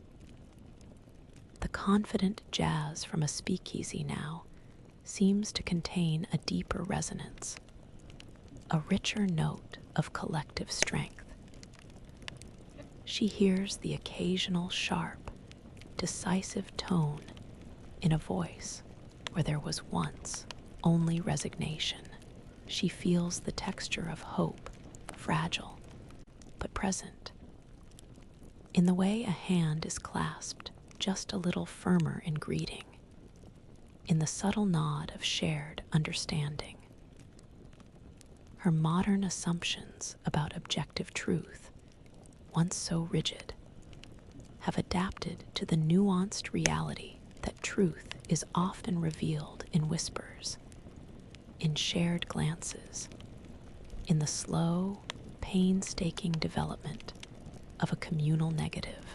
The Harlem Renaissance is not just a movement of cultural expression. It is a living, breathing entity, capable of subtle, internal shifts. This week, she grapples with the profound responsibility of her accidental influence, recognizing that even an unrecorded whisper can create ripples. She understands that the most impactful images are not always captured by a lens, but developed within the collective human heart, slowly, delicately. The change is faint, an echo, but it is there, a testament to the quiet power of observation and shared truth. And in that faint echo, she realizes, lies the unsettling, yet strangely empowering, possibility of unintended change. Now carry new nuances. a shifting panorama of expressions that she realizes, with a profound sense of awe and apprehension, are a direct result of her quiet interventions. Her photographer's eye, a finely tuned instrument for capturing narrative, sees the subtle yet significant changes in the composition of daily life. The worried frown on a shopkeeper's face from a few weeks ago has softened, replaced by a more resolute, almost defiant set of the jaw. She observes a group of men, previously quiet and reserved, now gathered in animated discussion, their gestures more emphatic, their gazes more direct. These are not just fleeting expressions, they are developing portraits of agency, of a community slowly, subtly, altering its own trajectory. Her modern assumption of objective historical flow, of a past that is fixed and unchangeable, is being fundamentally challenged by the living, breathing, evolving reality before her. She mentally adjusts her focus, realizing she is not merely an observer, but an active, if unwitting, participant in the scene. Her professional reasoning, honed by years of understanding how to subtly direct a scene without overtly staging it, now grapples with the ethics of unintended influence. She had simply shared her keen observations, her read of people's true intentions, the details she would have captured with her camera. She had subtly highlighted discrepancies, gently pointed out inconsistencies, using her narrative skills to illuminate hidden truths. Now she sees the ripples. The quiet man whose subtle deception she hinted at last week is no longer present in the usual haunts. The small business that was on the verge of making a questionable deal seems to have pulled back. Her modern knowledge of complex social dynamics and network effects, once theoretical, is now a living experiment, unfolding before her eyes. The sounds of Harlem resonate with a new texture. The lively jazz still spills from speakeasies, but it seems to carry an even deeper note of shared purpose, a collective defiance. She hears more open, confident laughter, fewer hushed, guarded conversations. She feels the physical embodiment of resolve in the stronger handshake she receives, the firmer pat on the shoulder. Her past self, insulated by the detachment of a camera, would have only seen the surface. Now she feels the profound, intimate connection to these changing lives. The Harlem Renaissance, already a period of immense change and self-discovery, is now subtly, intricately, being reshaped by her presence. She grapples with the weight of this influence, the knowledge that her very existence here, her unique perspective, is a disruptive force. This week, she understands that the most powerful images are not those captured on film, but those etched into the evolving landscape of human lives. She realizes that her initial fear of the butterfly effect was not unfounded, but also that this unintended change carries with it both immense responsibility and a strange, quiet sense of belonging. The familiar faces, now subtly different, reflect not just the passage of time, but the faint, undeniable imprint of her own existence. A faint metallic tang that hints at something more sinister. She feels the crisp, cool autumn air against her skin, a refreshing contrast to the humid confines of a crowded room. Yet, it does little to calm the churning in her stomach, a hollow ache, a familiar companion from her past weeks, deepens into a bitter taste in her mouth. This week, she grapples with the unforeseen, darker consequence of her own well-intentioned interventions. Her photographer's eye, a keen observer of human emotion, now registers a new shadow in familiar faces. While many carry themselves with renewed confidence, she also sees a flicker of resentment in the eyes of a few. A subtle tightening around the lips that was not there before. The individual she indirectly exposed, the one whose subtle deceptions she highlighted, has indeed vanished from the community.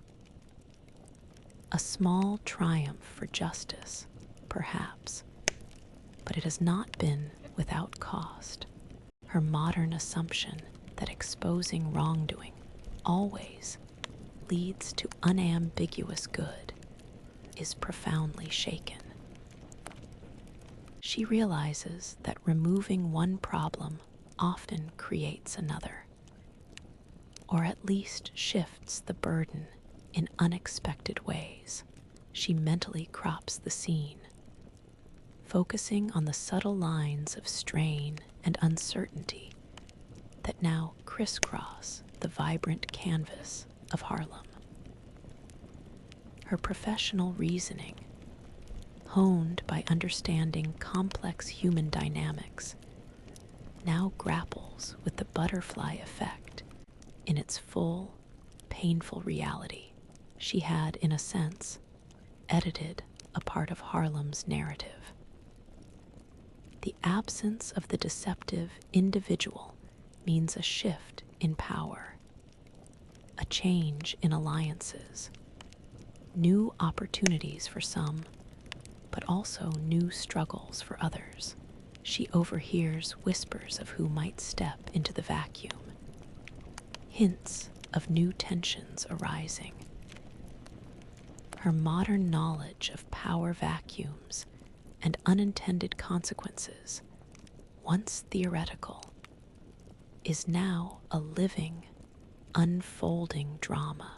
She watches a small group of people huddle together, their faces serious, their gestures guarded, and understands that while one threat is gone, new anxieties have taken root. The sounds of Harlem carry a new kind of silence in certain corners, a space where boisterous laughter once reigned, now replaced by a quiet watchfulness. She hears the confident strum of a guitar from a storefront, but also the subtle discord in a conversation, a hint of disagreement. She tastes the lingering bitterness of doubt, a realization that even the purest intentions can cast unforeseen shadows. She feels the chill of moral complexity, a stark contrast to the clear-cut morality of her former world. The Harlem Renaissance, with its glorious cultural blossoming, is also a community fiercely protecting itself. And any disruption, even for the good, can cause unforeseen tremors. This week, she grapples with the profound weight of her actions, realizing that the truth she sought to capture and expose has brought a bitter taste of triumph. She understands that the lens of consequence is far wider than any camera, and that every intervention, no matter how well intended, reshapes the human landscape in ways that are impossible to fully predict or control. The faint shadow, she realizes, is not just over Harlem, but within her own heart, a permanent, complex negative, the storefront window against her hand. Its surface a mirror to the bustling street behind her, yet also a window into her own rapidly changing reflection. This week, she's confronted with the unsettling question of identity, a personal negative developing slowly, revealing a stranger in the frame. Her photographer's eye, accustomed to framing the external world, now turns inward. She catches her own reflection in the grimy storefront glass. Her hair, no longer sleek and modern, pulled back simply. Her clothes, once tailored and contemporary, now a practical, durable ensemble adapted to 1920s Harlem. The vibrant, confident woman from the future is subtly overlaid with a new expression, a certain hardness around the eyes, a determined set to the jaw, a quiet resilience she hadn't possessed before. She sees the ghost of her former self, a faint, almost transparent image behind the solid, present-day figure staring back. Her modern assumption of a fixed identity, of a stable self, is fundamentally challenged by this visual evidence of transformation. Her professional reasoning, trained to scrutinize details and uncover underlying narratives, now applies itself to her own story. She replays the decisions of the past weeks, the choice to speak out, the ripple effects, the bitter taste of triumph. She analyzes the shifts in her own behavior, the quick glances she now employs for safety, the subtle nods of acknowledgement she's learned, the way she instinctively navigates the uneven streets. These are not just adaptations for survival. They are fundamental alterations to her being. She questions the ethics of her transformation, the person she is becoming, the boundaries she has crossed. Her knowledge of future societal norms, once a guiding light, now feels distant, almost irrelevant to the raw, immediate choices she faces daily. The sounds of Harlem, the distant strains of a blues melody, the clatter of a horse-drawn cart, the lively chatter of passers-by, now feel both familiar and strangely alien, as if she is hearing them through a new set of ears. She feels the vibration of the city's pulse through the soles of her worn shoes, a deep connection to this place that feels both right and terrifying. She tastes the gritty reality of her existence, a flavor of adaptation and continuous, subtle struggle. The Harlem Renaissance, with its powerful assertions of identity and cultural self-definition, ironically makes her question her own. She observes the confident strides of people, who are firmly rooted in their time and place, and contrasts it with her own liminal existence.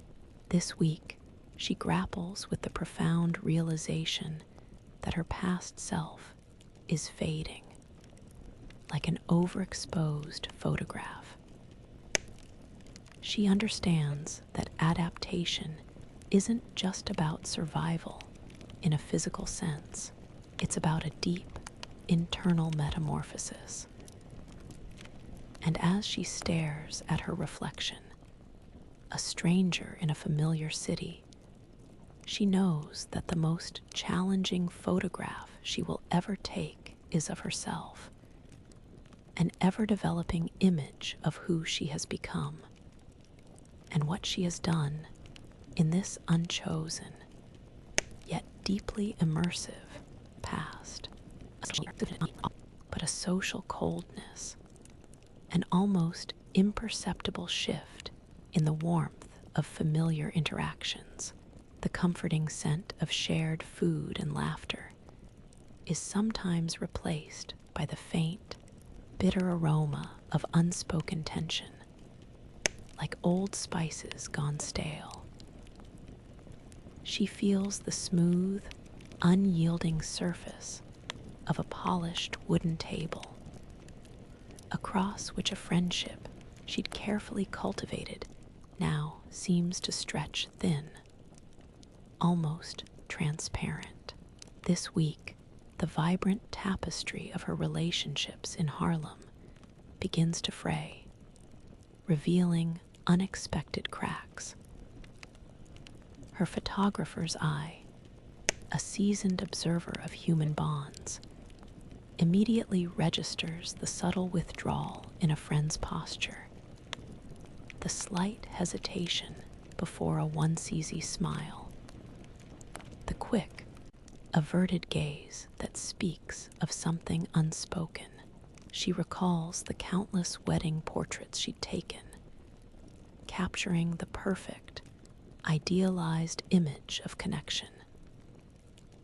Here, the imperfections are glaring, the raw reality of strained human ties, her modern assumptions about open communication and readily resolved conflict clash with the nuanced social codes of this era, where grievances are often aired indirectly or simply left to fester.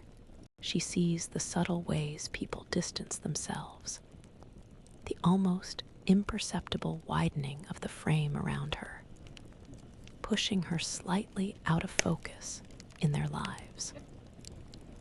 Her professional reasoning, honed by years of managing diverse personalities and mediating the occasional bridal party dispute, now struggles to navigate this new, delicate social terrain.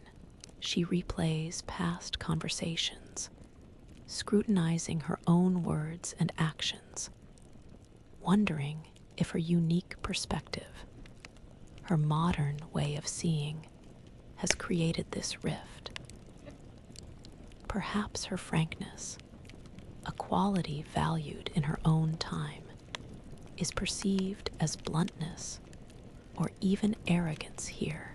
She recognizes the visual cues of discomfort, the way a person might subtly shift their weight or avoid prolonged eye contact signs she once used to direct a subject, now used to understand a developing rupture. Her deep-seated desire to fix things, to retouch the flaws in these connections, feels utterly helpless. She observes the group dynamics, how conversations subtly exclude her, a feeling of being pushed to the edges of the frame. The sounds of Harlem, the lively jazz from a nearby club, the familiar chatter of the streets, now sometimes feel jarring, almost taunting in their unaffected cheerfulness. She hears the unspoken silences in conversations that once flowed freely, the pauses pregnant with meaning. She feels the physical weight of unspoken questions, the tension that hangs in the air like an unaddressed shadow. She tastes the bitter realization that some relationships, like photographs, can fade, losing their original vibrancy over time, or even be permanently damaged. The Harlem Renaissance, a period defined by community and shared purpose, also has its internal frictions, its delicate balances. This week, she grapples with the painful truth that while she has adapted to this world, her very presence, her difference, can also create division. She understands that friendships, like any composition, require careful attention and a shared understanding, and that her unique background has inadvertently blurred some of the lines.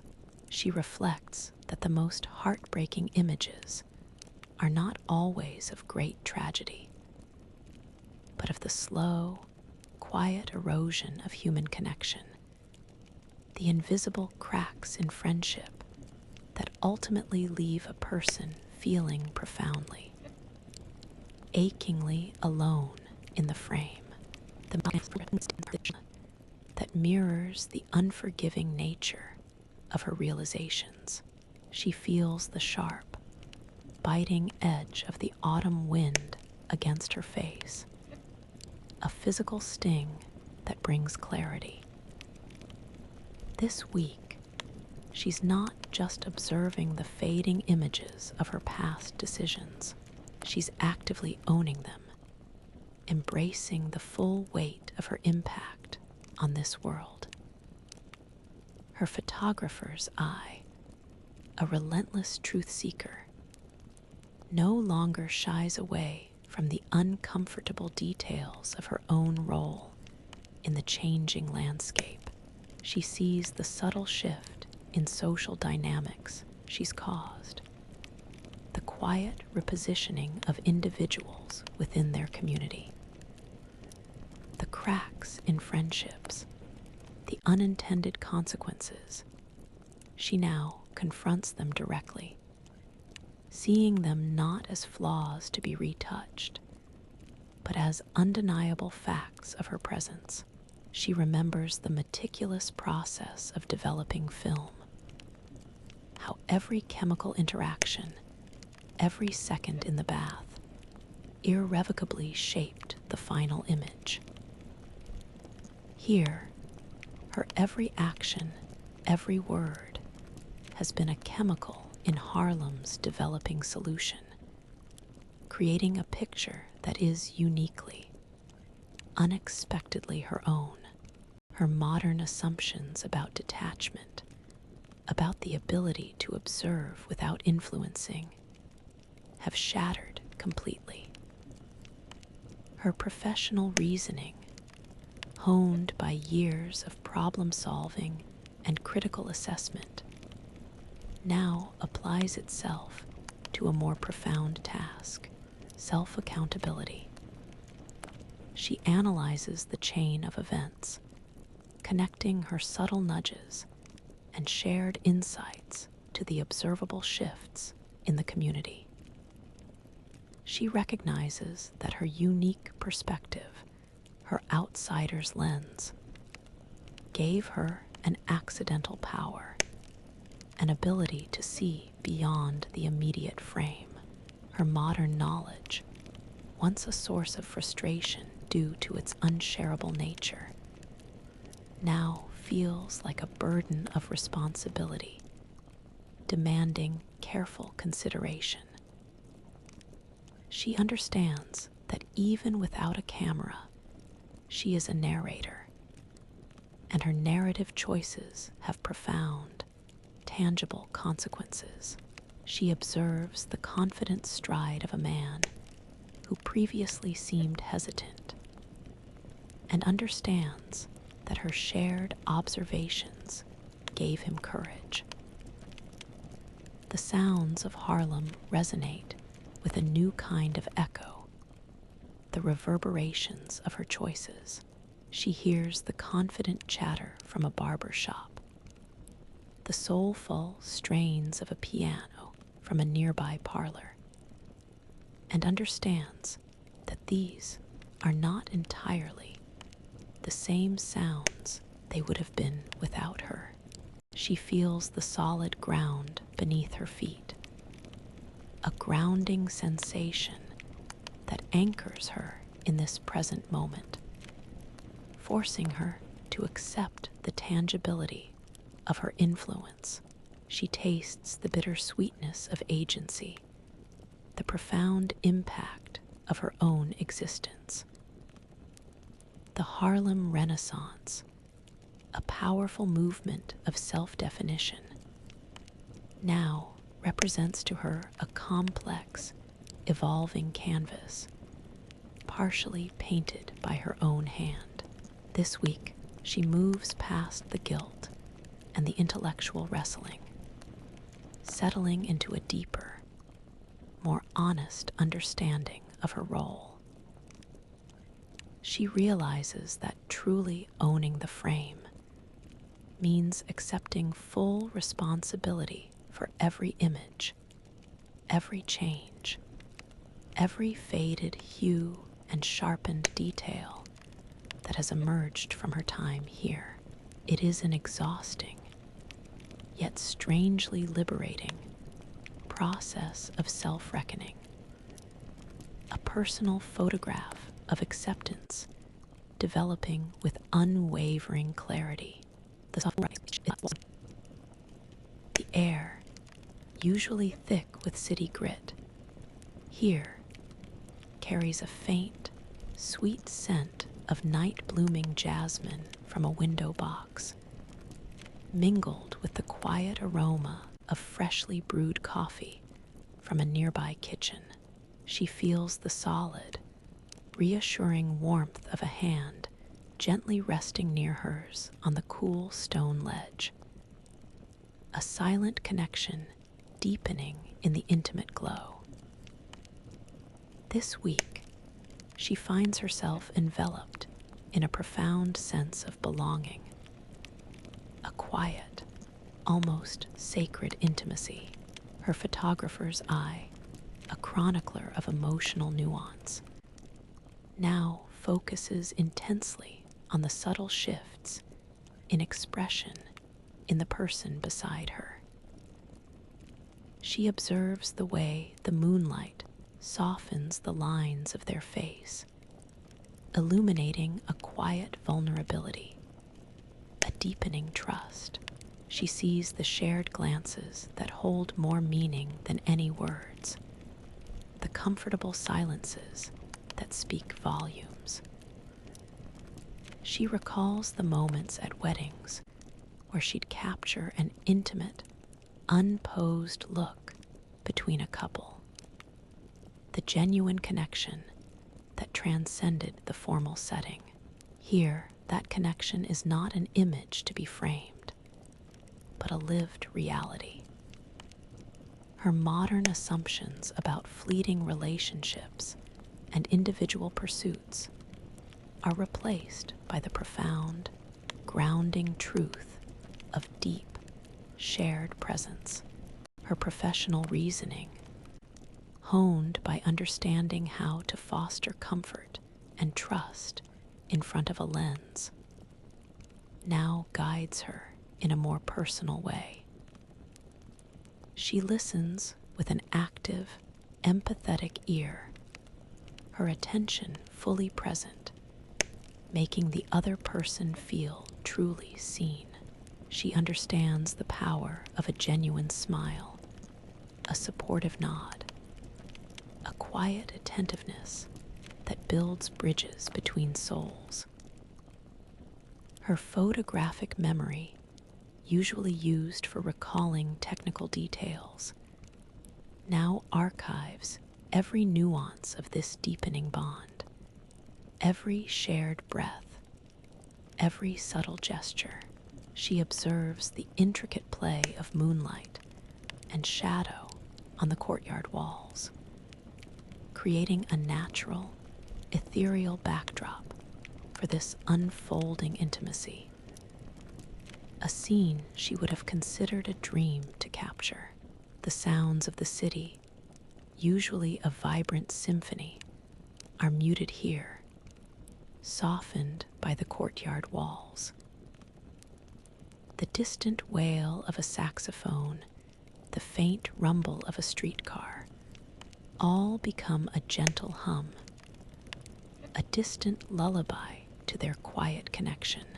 She hears the soft rustle of leaves in a potted tree, the subtle shift of fabric as a shoulder brushes hers, the rhythmic sound of shared breathing.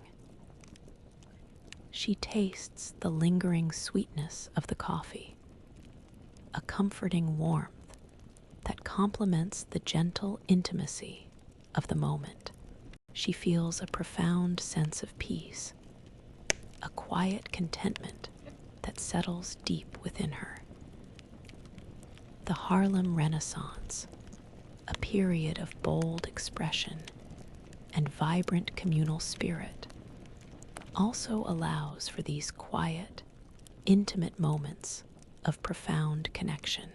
It is in these hidden courtyards, beneath the glow of the moon, that personal narratives intertwine, where the individual heart finds its reflection in another.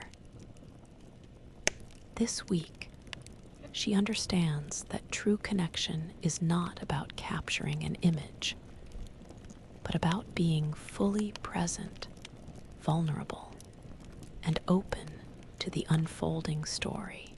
She realizes that the warmth of kinship she experienced earlier has deepened into something more profound, a personal tapestry woven thread by thread. And in the soft, embracing moonlight, she finds herself truly, deeply, and irrevocably intertwined with this unexpected journey, a human photograph of love developing in the quiet, sacred dark. The fragrance from a street vendor's cart, a familiar and now deeply cherished aroma that signals another crisp autumn day in Harlem. She feels the smooth, worn leather of the gloves she's acquired, their practical warmth, a testament to her continued adaptation. The brisk wind whips color into her cheeks, a physical sensation that matches the growing vibrancy she feels within her own heart. This week, she realizes that her feelings for this unexpected life are developing with the rich, nuanced tones of a slowly exposed negative. Her photographer's eye, no longer a detached observer, now sees Harlem through a filter of burgeoning affection. She gazes at the brownstones, their brick facades weathered but proud, and sees not just architecture, but homes filled with laughter and struggle, stories she's come to know. She observes the confident strides of people on the street, the flash of a genuine smile, the subtle gestures of kindness, and feels a profound sense of connection, a deep appreciation for their resilience and spirit. Her initial modern assumptions of this being a temporary, challenging displacement have been fundamentally transformed. This isn't just a historical setting, it's her life, and these are her people. She mentally composes a vast, sweeping panorama of the city, not as a job, but as an act of heartfelt appreciation. Each detail a brushstroke of love. Her professional reasoning, once focused on technical perfection, now understands that true beauty lies in the imperfections, the grit, the raw authenticity of this era. She acknowledges the hardship, the injustice, the lingering shadows. But she also sees the unwavering hope, the vibrant creativity, the fierce sense of community that thrives despite it all. Her ability to identify light and shadow, once a technical skill, has become a metaphor for her emotional landscape, seeing both the darkness and the brilliant flares of joy. She recognizes that the depth of her feelings is not an intellectual exercise, but an organic, undeniable process, like chemicals reacting to light on film. She thinks of the individuals she's met, the shared meals, the quiet conversations under the moonlight, and understands how each interaction has contributed to this deepening affection. The sounds of Harlem, the joyful shouts of children playing hopscotch, the soulful wail of a saxophone from a speakeasy, the rhythmic clip-clop of horse-drawn carts are now the soundtrack of her heart. She hears them not as a cacophony, but as a symphony of life, rich and full. She feels the vibrant pulse of the city, not just in her feet, but in her very core, a rhythmic beat that matches her own. She tastes the complexity of her new life, the bitterness of past struggles mingled with the overwhelming sweetness of acceptance and belonging. The Harlem Renaissance, a period of immense cultural pride and assertion, now resonates with her on a deeply personal level. She feels a part of its unfolding story, not as an outsider looking in, but as someone intricately woven into its fabric. This week, she grapples with the profound realization that her heart's negative is developing, revealing a startlingly clear image of love for this vibrant, imperfect world. She understands that this isn't just about survival anymore. It's about living, truly living, in a way she never anticipated. And as the colors of her feelings deepen, she knows that this unchosen past has, against all odds, become a cherished, irreplaceable present, a truly indelible image that of a jazz melody that seems to seep from the very bricks of Harlem. She feels the crisp, cool air on her face, but a new warmth blossoms within her, a blend of her old aspirations and her new reality. This week, she finds herself harmonizing, blending her modern dreams with Harlem's soulful pulse, a complex, unexpected duet. Her photographer's eye, a chronicler of human ambition, now sees her own future not as a return to the past, but as a new composition entirely. She observes the determined set of a young writer's jaw in a crowded cafe, the passionate gestures of an artist discussing her latest work, the quiet pride in a shop owner's gaze as he expands his business. These are the visible manifestations of Harlem's vibrant aspirations, and she finds her own modern drive, her sense of purpose, aligning with theirs. Her initial struggle to reconcile her past professional life with her present existence has given way to an integration, a blending of the two. She mentally overlays her modern understanding of business acumen and forward-thinking strategies onto the existing hustle and ingenuity of Harlem, seeing potential synergies. Her professional reasoning, honed by years of planning, organizing, and executing complex projects, now focuses on sustainable ways to contribute, not just to survive. She considers how her understanding of efficient processes, of clear communication, of even rudimentary marketing principles from her era could quietly aid the small businesses and artists she encounters.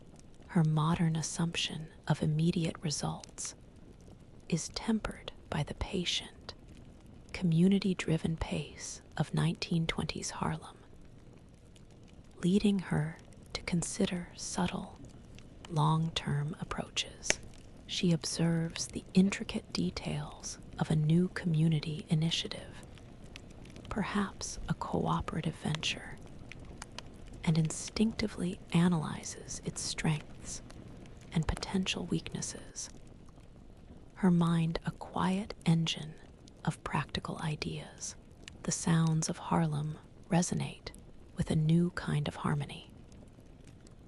The energetic syncopation of a jazz band, the passionate readings of poetry from a local theater, the spirited debates on street corners. These are not just entertainment. They are the vibrant expression of a community reaching for its dreams. She hears the confident hum of progress, a collective aspiration that mirrors her own reawakened sense of purpose. She feels the deep, rhythmic pulse of Harlem, not as an external force, but as an internal cadence guiding her own revived ambitions. The Harlem Renaissance is, at its core, a grand project of self-definition and aspiration. This week, she understands that her presence here is not just a personal journey of survival and adaptation, but an opportunity to quietly, respectfully, become a part of its unfolding story. She realizes that her modern dreams, once disconnected, are now finding their rhythm within Harlem's soulful pulse, creating an unexpected, vibrant duet. And in that harmonious blend, she finds not just a path forward, but a profound sense of purpose, a new kind of image developing in her heart, one of a future she is helping to subtly shape, frame by frame, the spine of a book, a comfort that has become synonymous with a quiet afternoon in her borrowed Harlem home. She feels the smooth, cool surface of a ceramic mug, its warmth radiating into her palms, a gift from a neighbor who now shares her daily routine. This week, she's not just surviving, she's thriving, discovering the intricate, rich tapestry of a life she's unexpectedly woven for herself in this vibrant, bustling past. Her photographer's eye, a collector of life's compositions, now sees her daily existence as a deeply personal masterpiece. Each interaction a meticulously placed thread. She watches a child she has come to know well, drawing with intense concentration on a scrap of paper, and feels a surge of protective affection. She observes the confident, easy way she now navigates the crowded streets, the familiar nods and smiles exchanged with vendors and neighbors. Her initial modern assumptions about linear life paths and fixed identities have dissolved. This new life, so different from her old one, is no longer a temporary detour, but a destination, rich with meaning and connection. She mentally zooms out, encompassing the full frame of her existence, recognizing the depth and complexity of the picture she has become. Her professional reasoning, honed by years of problem solving and resourcefulness, has found new, unexpected applications. She's advised on small business efficiencies, helped organize community gatherings, and offered practical insights that, while simple from her perspective, have proven valuable here. Her ability to see patterns, to anticipate needs, to subtly direct situations, has solidified her place within the community. Her modern understanding of basic hygiene and nutrition, subtly shared, has had a quiet, positive impact on those around her. A small but meaningful butterfly effect. She sees the tangible results in healthier children, more organized routines, a subtle improvement in daily life that, while unquantifiable, is undeniably real. The sounds of Harlem are no longer a cacophony, but a cherished symphony of home. The rhythmic thrum of the sewing machine from the downstairs apartment, the distant, soulful wail of a blues singer, the easy chatter of neighbors on the stoop, the comforting creak of the old house settling around her. She hears the confident ring of her own laughter, a sound that feels entirely genuine and unforced. She tastes the familiar, comforting flavors of home-cooked meals, seasoned with the shared stories and easy camaraderie that has become her daily bread. The Harlem Renaissance, with its powerful assertion of self and community, has become the living backdrop to her own unexpected self-discovery. She understands that she has not just survived here, she has flourished, becoming an integral part of this world. This week, she grapples with the profound realization that the life she has built is not a compromise, but a rich, complex tapestry woven with threads of resilience, connection, and purpose.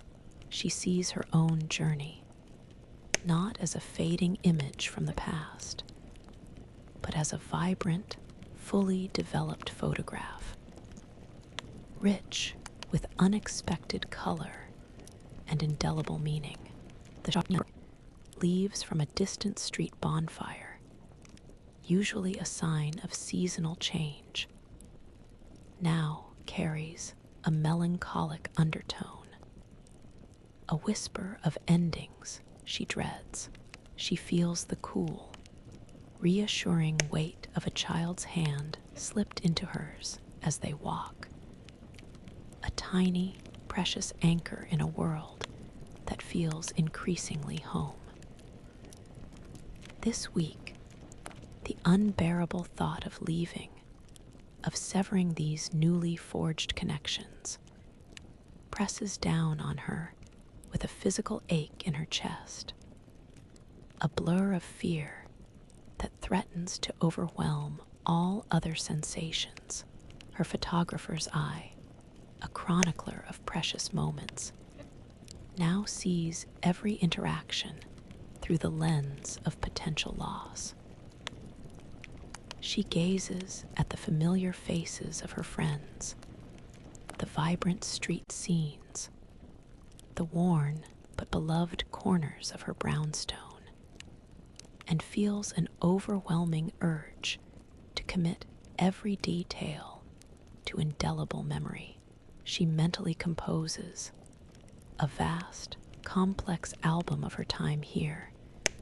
Each face, each smile, each shared glance, magnified in its significance. Her initial modern longing for escape has completely inverted. Now the thought of returning to her sterile, detached future feels like an exile. She understands, with a clarity that borders on agony, that she has truly fallen in love with this vibrant, imperfect world and the people who inhabit it. Her professional reasoning, once focused on finding optimal solutions, now desperately seeks an impossible one: how to stay. She mentally runs through scenarios, considering every angle, every possibility, only to be met with the unyielding truth of her displacement. Her modern knowledge of history, once a burden, now feels like a cruel prophecy, reminding her that this era and her place in it is fleeting. She sees the hopeful glint in a young man's eye as he discusses his plans for a future in Harlem, and her heart clenches with the knowledge of the coming depression, a future she cannot change, nor can she abandon them too. She understands that her influence, while real, is finite, and the true permanence lies in the bonds she has forged. The sounds of Harlem, the joyful shouts from a street game, the soulful improvisation of a jazz band, the comforting murmur of familiar voices, are now inextricably linked to the ache in her heart. She hears them not just as sounds, but as echoes of a life she has built, a life she doesn't want to lose. She feels the warm press of a hug from a woman who has become like a mother to her, the physical embodiment of a bond she can't bear to break. She tastes the bitter tears that well up unbidden, a mix of gratitude for what she has found and despair at the thought of its inevitable end.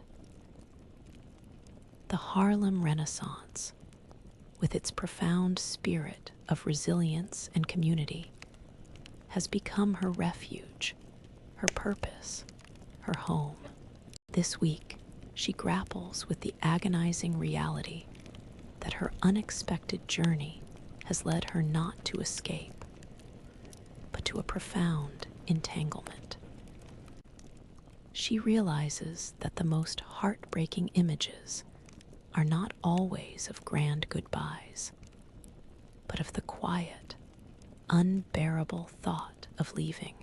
This place, these people, this vibrant, flawed, beautiful Harlem has become her home, and the mere thought of its loss, of becoming a ghost in a future that no longer holds her heart, is a pain more sharp and indelible than any image could convey.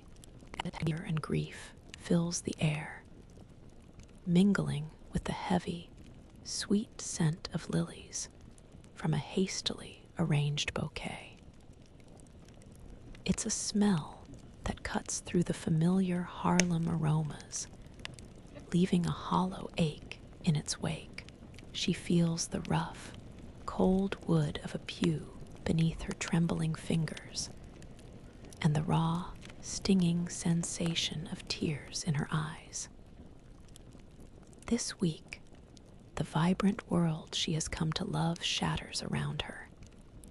As a sudden, brutal loss tears a gaping hole in her adopted community, and in her heart, her photographer's eye, a chronicler of life's most profound moments, now sees only fragmentation. The familiar face of a loved one, usually vibrant and full of life, is now an impossibly still, pale image. She recalls countless wedding funerals she documented, the solemn faces, the quiet dignity of grief. Here, the grief is raw, immediate, unposed, tearing at the very fabric of her being. She sees the shock in a child's wide, uncomprehending eyes, the profound despair etched onto a parent's face, the collective sorrow that ripples through the assembled mourners, her modern assumptions about medical advancements, about the gradual process of illness and farewells, are violently contrasted by the suddenness of this loss, a stark reminder of the era's unforgiving realities. The image in her mind is like a shattered lens, fractured and incomplete. Her professional reasoning, honed by years of problem solving and finding order in chaos, now struggles to process this overwhelming, illogical pain. There is no solution, no perfect angle, no way to fix this. The cause of death, a sudden illness, a virulent infection, feels like a cruel, arbitrary theft, a common tragedy in a time before modern medicine. Her unique knowledge of future medical breakthroughs, of antibiotics and vaccines, screams silently within her, a desperate, futile lament for what could have been prevented. She watches the community rally, offering support, food, comfort, a testament to their resilience. But the gaping hole remains, a dark, unfillable space in the composition of their lives. She observes the subtle, agonizing gestures of loss, a hand reaching out in vain, a head bowed in silent despair. The sounds of Harlem are now muted, solemn. The joyous music from a nearby speakeasy is replaced by the mournful strains of a spiritual hymn, the quiet sobs of mourners, the shuffling of feet. She hears the eulogy delivered, the words a testament to a life cut tragically short. She tastes the bitter grit of sorrow, a physical manifestation of the ache in her soul. She feels the collective weight of grief, a heavy blanket that smothers the usual vibrancy of the city. The Harlem Renaissance, with all its vibrancy and hope, is also a period marked by hardship and loss, where life is often precarious and fleeting. This week, she grapples with the profound, visceral pain of losing someone she has come to love, a member of her adopted family. She understands that the most impactful images are not always of joy, but of shared sorrow, of the indelible mark left by a life lived, however briefly. And as the tears fall, blurring her vision, she realizes that this shattered lens of grief, however painful, has opened her heart even wider to the fragile, precious beauty of this imperfect world. A permanent, searing negative of love and loss that is in around her. Then, a single, weak beam of light, like a pinprick, pierces the gloom, revealing something utterly unexpected, something that threatens to unravel the entire, intricate tapestry of her life in Harlem. This week, a revelation, like a forgotten negative developing in the darkroom, exposes a truth that could shatter everything she holds dear. Her photographer's eye, a finely tuned instrument for uncovering hidden details, involuntarily focuses on the object illuminated by the meager light. It's something undeniably familiar, something from her own time, out of place, impossible. The sudden, stark contrast between the past and her present-day reality is a physical shock, a jolt that sends ice through her veins. She remembers the precise details of her own departure, the familiar items she'd left behind, and the impossible clarity of this object confirms her deepest fears. There's another connection, another disruption. Someone else from her time has been here, or is here.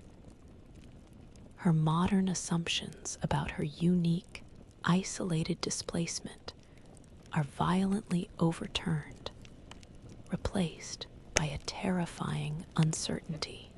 Her professional reasoning, honed by years of analyzing complex information and detecting anomalies, now races to process this impossible paradox. How did this object get here? Who left it? Does it mean her future is not fixed? That there is a way back, or perhaps a threat? The carefully constructed narrative of her adaptation, her acceptance of this life, begins to crack. The comfortable sense of being a unique, albeit accidental, historical anomaly dissolves into a frightening web of unknowns. She frantically searches for other clues, her eyes, accustomed to discerning minute details in dim light, scanning every corner of the hidden space, desperate for answers.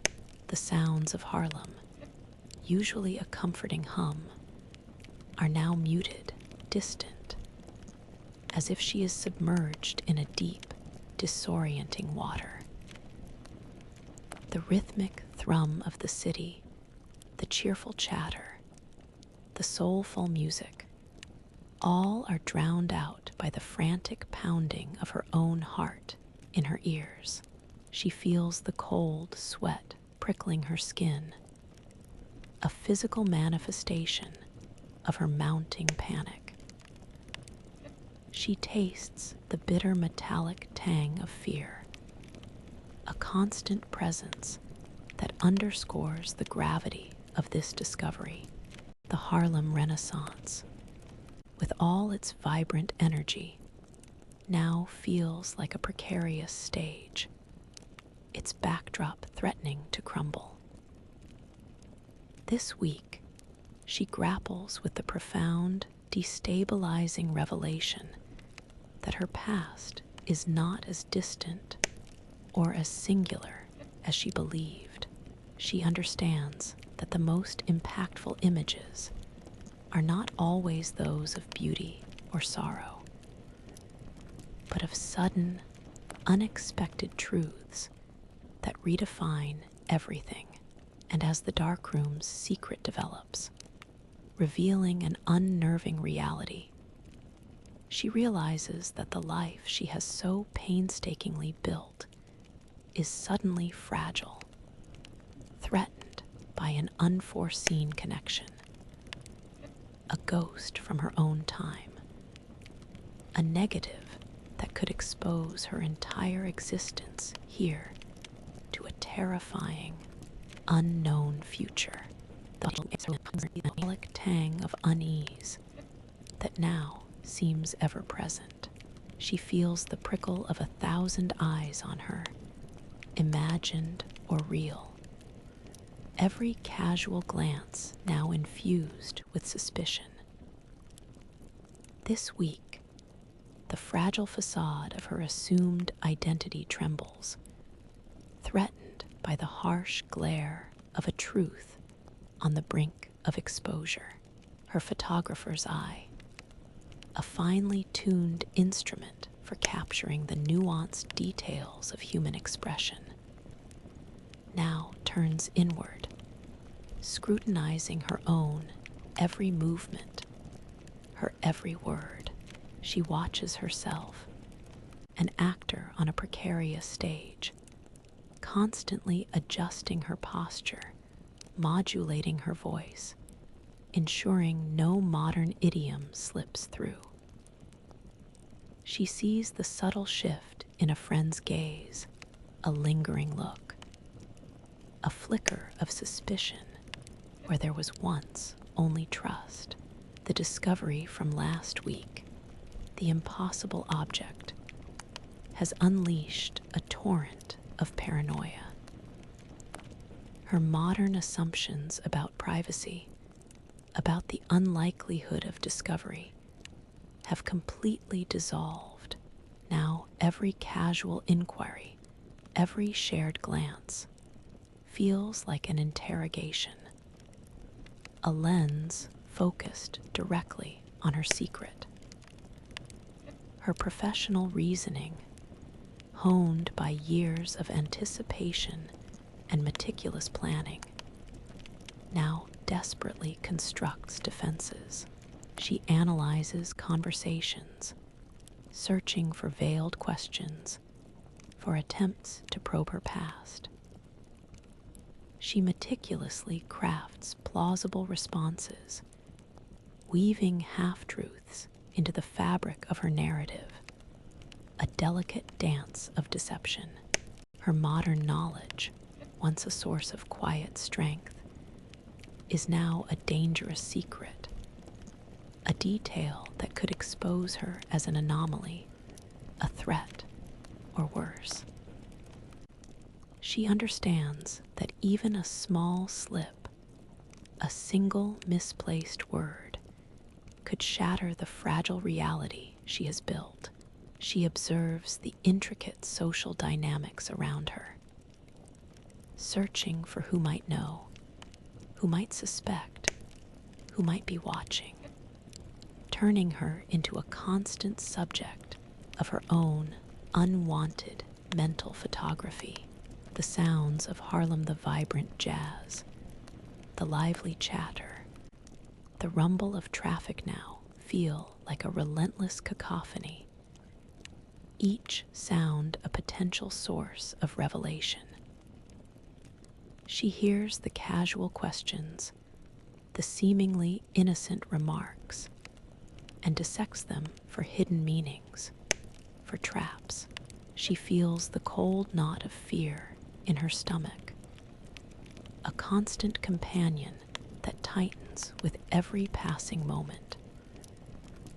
She tastes the dry, metallic tang of anxiety, a constant reminder of the precariousness of her existence.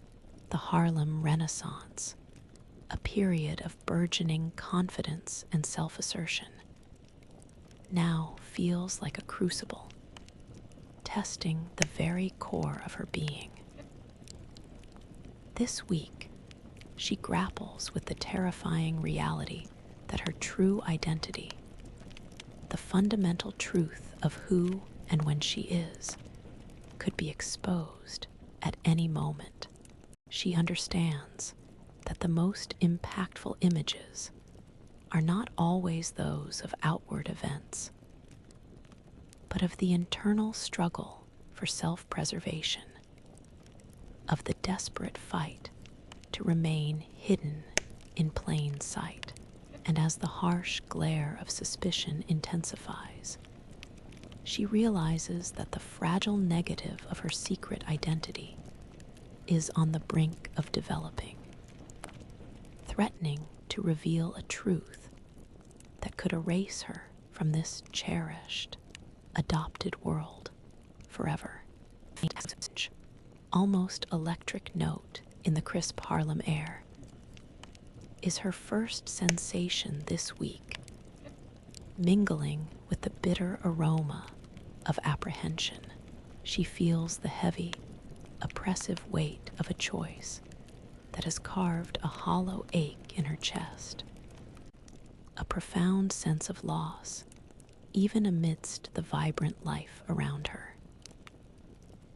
This week, she swallows the bitter pill of sacrifice, understanding that protecting what truly matters demands a cost far greater than she ever imagined.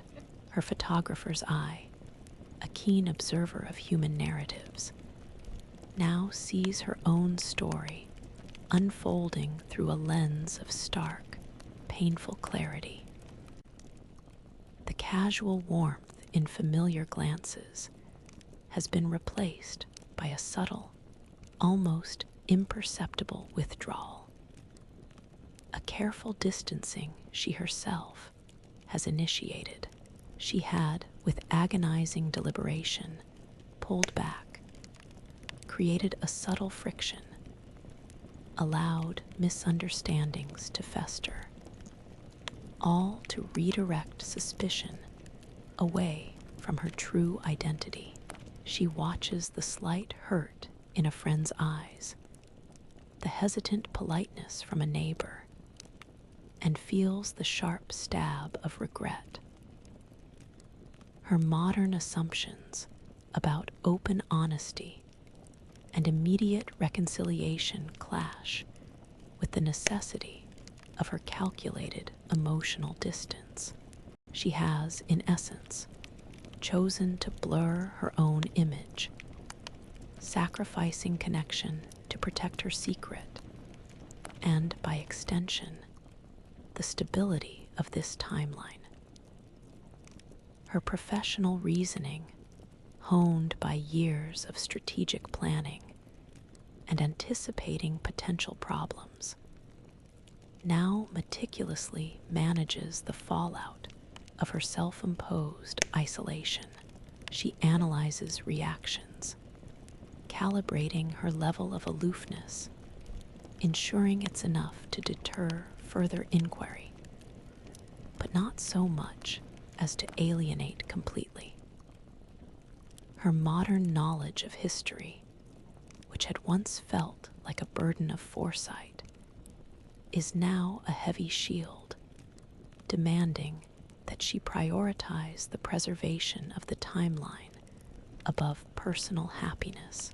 She understands that the threat of discovery is real, perhaps even more so than she initially feared, and that her unique existence here is a potential vortex capable of unforeseen devastation. She observes the shifting dynamics of the community, relieved that the focus of suspicion has moved, but knowing the cost of that relief.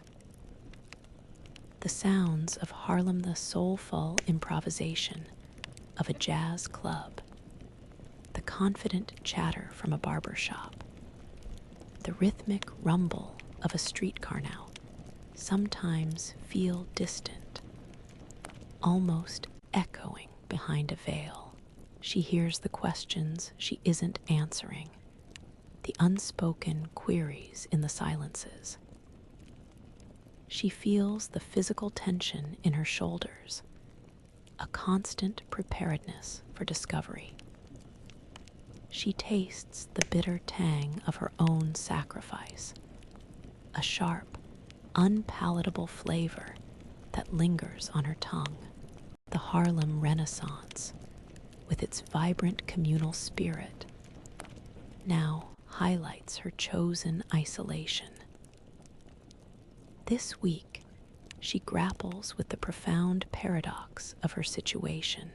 To protect the world she has come to love, she must create a distance from it, becoming, once again, a shadow.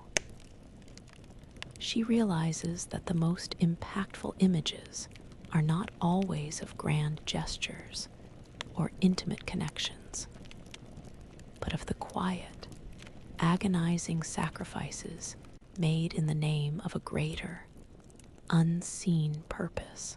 And as she endures the pain of her chosen detachment, she understands that protecting this vibrant, imperfect world, even at the cost of her own belonging, is a sacrifice she must make, a bitter truth etched into her soul, a photograph of profound personal loss. The sharp, invigorating scent of winter on the approach, mingled with the robust aroma of roasting chestnuts from a street vendor, fills her lungs, a familiar and grounding presence. She feels the sturdy, worn leather of her boots against the unyielding cobblestones, her steps confident, purposeful. This week, the internal struggle has quieted, replaced by a profound sense of self-possession. A new self, forged in the crucible of Harlem's demanding embrace, emerges with a strength and clarity she never knew possible. Her photographer's eye, once a tool for external capture, is now a mirror reflecting her own transformation. She sees the subtle changes in her posture straighter, more self-assured.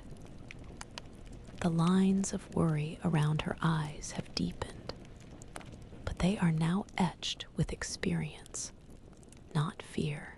Her movements are fluid, economical, perfectly attuned to the rhythms of the city. She no longer feels like an outsider, nor a deceptive actor, but a genuine part of this vibrant tableau. Her past self, the modern wedding photographer, feels like a distant, almost idealized image, one she respects, but no longer strives to be. This new identity, born of necessity and hardened by choice, feels utterly authentic. She mentally composes her own portrait, not as a fleeting moment, but as an enduring testament to survival and growth, rich with the textures of her journey.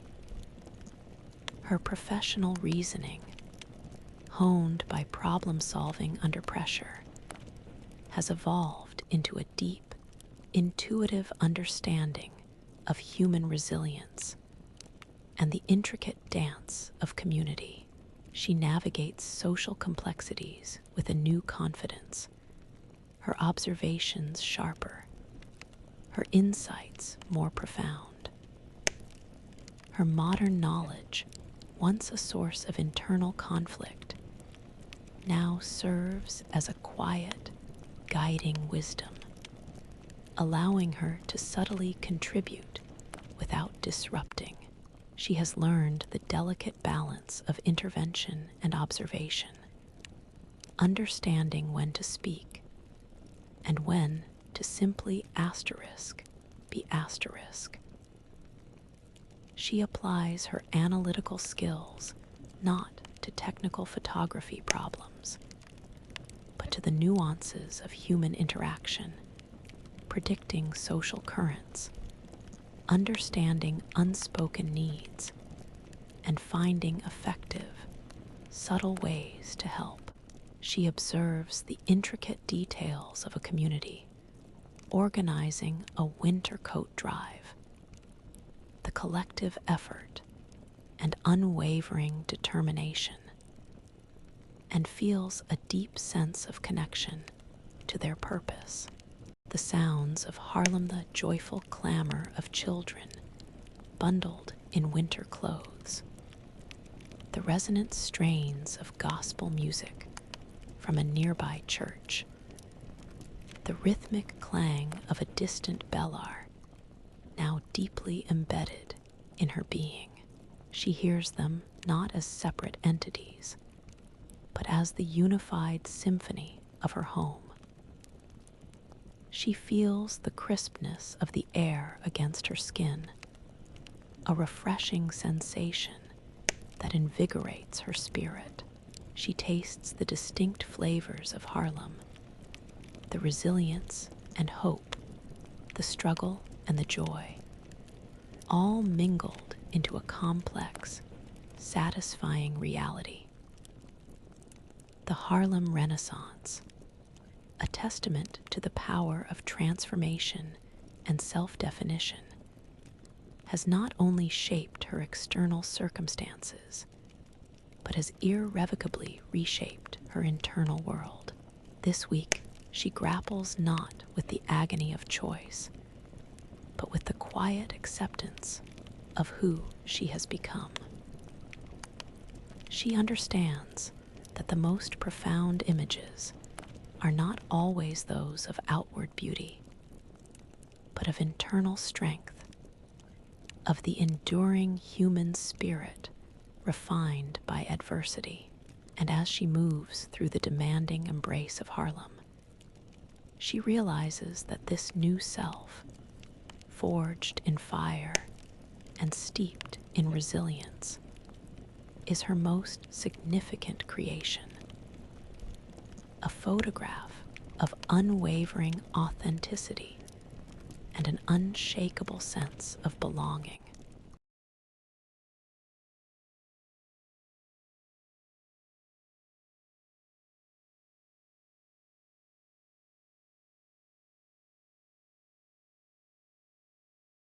The crisp, cold air of midwinter carries the sharp, clean scent of fresh snow, mingled with the nostalgic aroma of wood smoke from countless chimneys. It's a cleansing smell, bringing a quiet clarity. She feels the distinct, textured weight of a faded, hand-stitched quilt wrapped around her. Its warmth, a tangible comfort against the chill. This week, as the 40-week mark approaches, her mind has become a gallery, displaying an expansive collection of unseen photographs, each one a vivid, indelible memory of her time here. Her photographer's eye, no longer actively seeking new compositions, now surveys the vast internal archive of her experiences. She recalls the initial disorientation, the harsh roar of motors and unfamiliar faces, the fear that prickled her skin. She remembers the struggle to see light, to find focus, and the gradual blossoming of trust and connection. Each face she's come to know flashes before her, a series of portraits, the shared laugh in a speakeasy, the confident stride on Lenox Avenue, the quiet dignity of everyday struggle, the profound sorrow of loss. She sees the precise details of light, shadow, and expression, that her missing camera could never capture with such intimacy. Her modern understanding of digital storage and instant recall has been replaced by the rich, organic process of human memory, a far more powerful and emotive archive. Her professional reasoning, honed by years of curating and presenting visual narratives, now organizes this internal gallery. She categorizes moments, the ethics of intervention, the bitter pill of sacrifice, the formation of a new identity.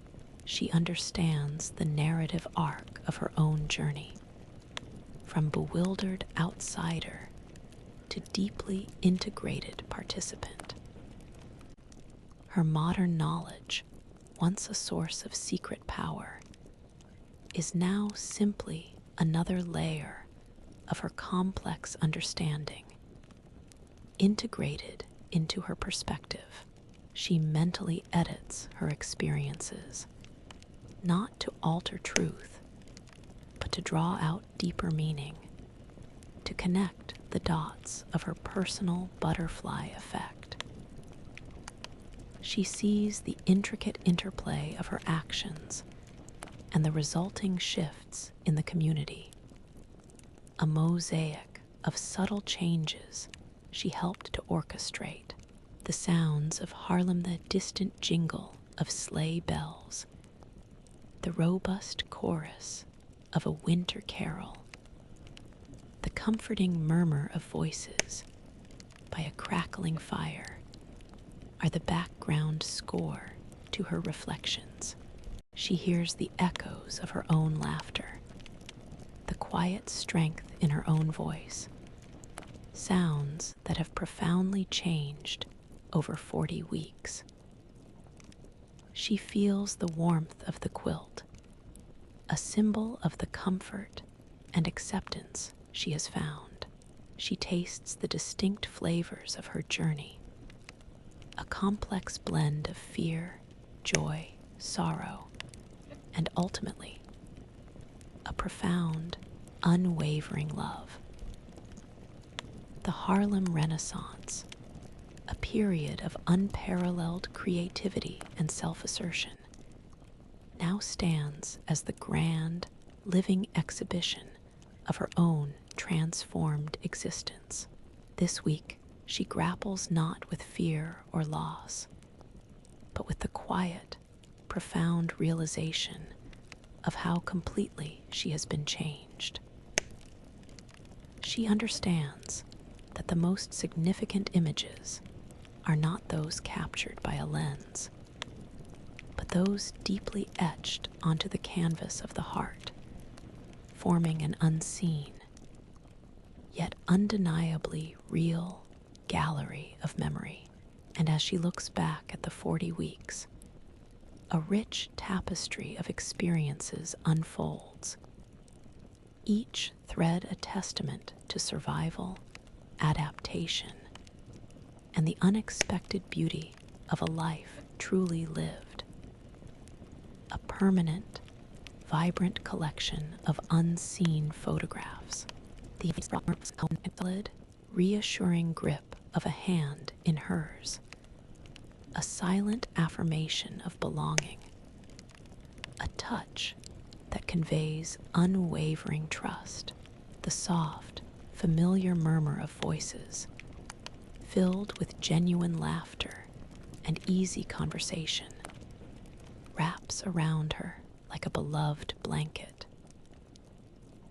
This week, she finds herself not just reflecting on her bonds, but actively solidifying them, intentionally forging a future within the vibrant, tangible reality of 1920s Harlem.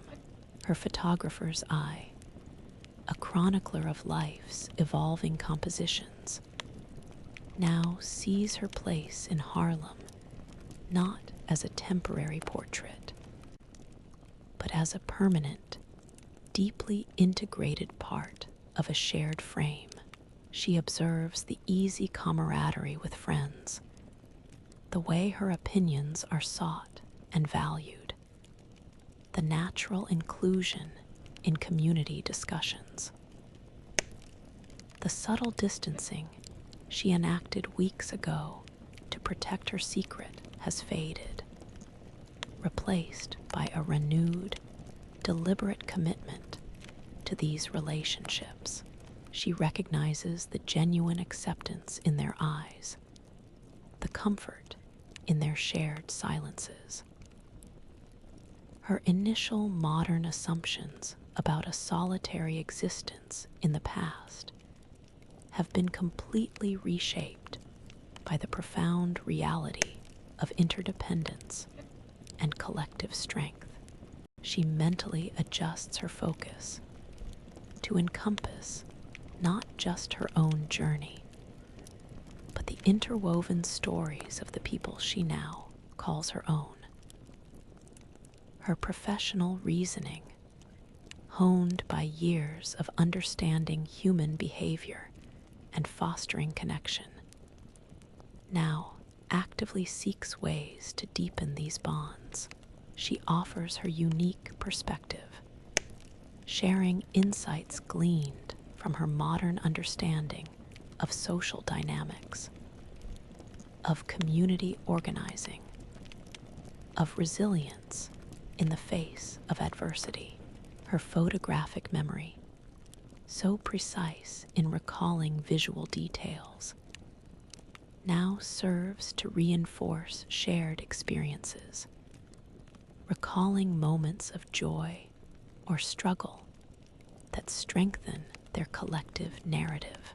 She understands that her most valuable contribution is not just her presence, but her active engagement, her willingness to weave her own thread into the community's fabric. She observes a neighborhood initiative to support a struggling family, the collective effort and unwavering generosity, and finds herself contributing not just with words, but with tangible, practical assistance she has learned to provide.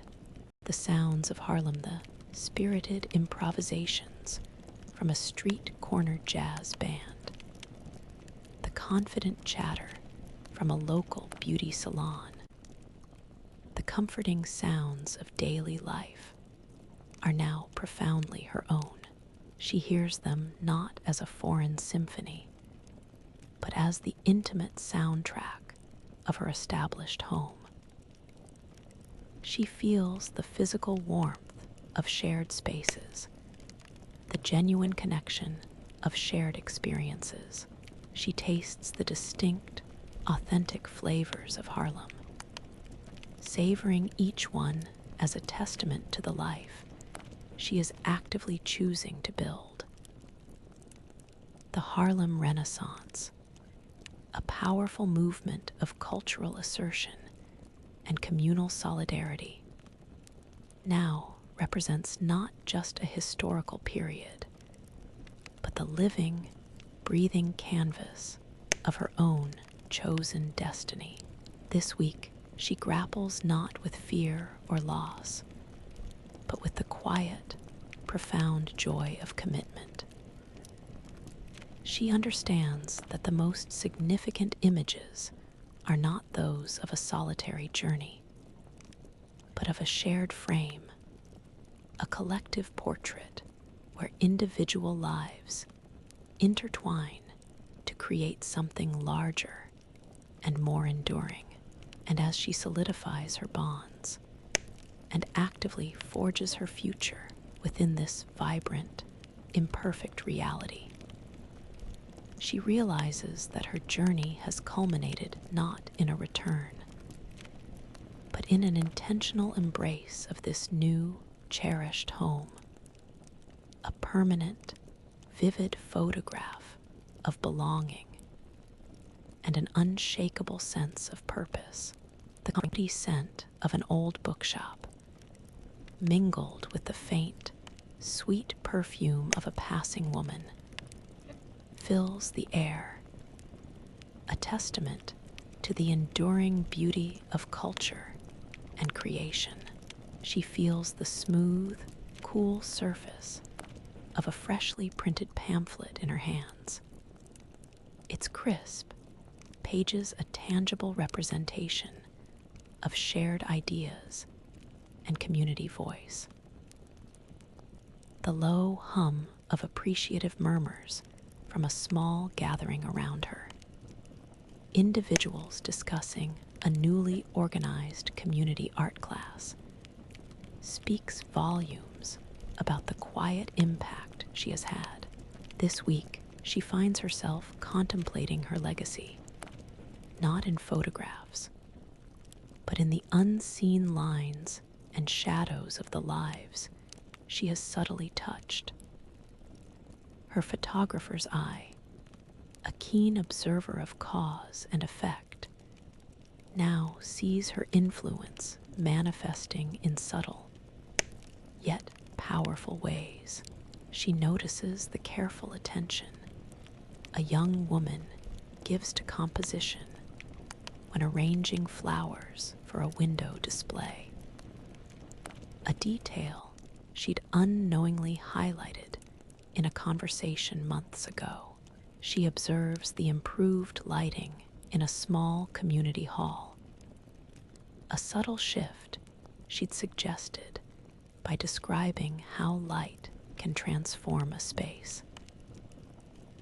These are the unspoken arts she leaves behind, not framed prints, but seeds of visual literacy, of heightened awareness, planted carefully and nurtured quietly.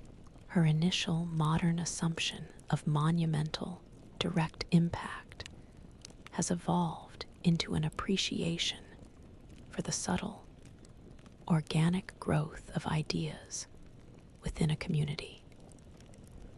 She mentally traces the lines of her influence, seeing how her perspective has subtly altered the visual and organizational landscape. Her professional reasoning, honed by years of understanding aesthetics, light, and narrative, now applies itself to the invisible canvas of human connection. She recognizes how her discussions about framing, perspective, and detail have inspired others to see their world and their own cultural contributions with a deeper, more appreciative eye. Her modern knowledge of practical design principles, of effective communication, has translated into tangible improvements, from clearer signage for a local business to more thoughtfully arranged public spaces. She sees her legacy not as a single masterpiece, but as a series of subtle, interconnected brushstrokes across the canvas of Harlem. She observes an impromptu poetry reading, the speaker's gestures more expressive, the audience's engagement more focused, and recognizes the subtle shift in their appreciation for the art of presentation. The sounds of Harlem the vibrant jazz, the confident, articulate voices of poets and artists, the cheerful sounds of children at play are now deeply intertwined with the quiet satisfaction she feels. She hears the echoes of her own past suggestions, now embodied in the improved quality of light in a shared space, or the thoughtful arrangement of a window display. She feels the warmth of shared purpose, the tangible sense of progress she has quietly helped to foster. She tastes the bittersweetness of a legacy that is largely unseen, uncredited, yet profoundly real. the Harlem Renaissance, a powerful testament to the impact of vision and voice, now also quietly reflects her own unspoken artistry. This week, she grapples not with the desire for recognition, but with the quiet, profound satisfaction of having made a difference without leaving a definitive trace. She understands that the most enduring images are not always those explicitly captured, but those subtly imprinted on the minds and perceptions of others, shaping their world in invisible lines and shadows.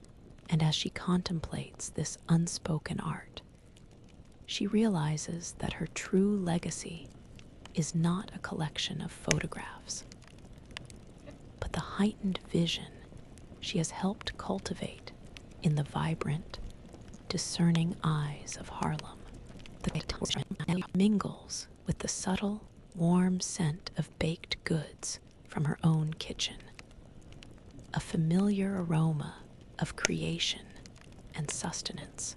She feels the smooth, worn wood of her own table beneath her hand, its solidity a tangible anchor in her established life.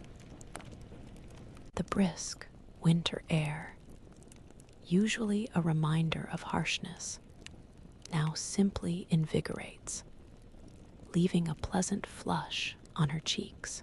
This week, as 40 weeks loom large, a profound and undeniable peace settles within her. The quiet hum of finding true home in the heart of the Harlem Renaissance. Her photographer's eye, once restless, now finds a deep contentment in the everyday. She watches the soft, diffused light of a winter afternoon filter through her window, illuminating familiar objects and faces with a gentle, almost reverent glow. She observes the easy smiles of friends, the confident stride of neighbors, the vibrant tapestry of street life, and sees not just individual elements, but a cohesive, beautiful whole. Her initial modern yearning for a clear, crisp image has been replaced by an appreciation for the soft focus of lived experience, where every imperfection adds to the genuine beauty. This isn't a temporary setting anymore. It's her deeply etched reality, her chosen canvas. She mentally composes her entire life here, a vast, complex portrait of belonging, rich with layers of history and personal transformation. Her professional reasoning, honed by years of problem solving and understanding human stories, now functions seamlessly within this world. She contributes her insights without fanfare, her ideas woven into the fabric of daily life, indistinguishable from the community's own wisdom. Her modern knowledge, once a secret burden, is now a subtle, integrated aspect of her perspective, a quiet strength she draws upon without revealing its source. She understands the delicate balance of preserving the past while gently nudging the present towards a better future. A subtle, almost invisible art. She observes the confident exchange of ideas at a neighborhood meeting, the collective commitment to progress, and feels a deep sense of pride in the community she has become a part of. The sounds of Harlem, the joyful shouts of children throwing snowballs, the soulful strains of a spiritual, the rhythmic clang of a streetcar on its route are no longer just background noise. They are the intimate score of her life. She hears them not as a fleeting soundtrack, but as the enduring melody of home.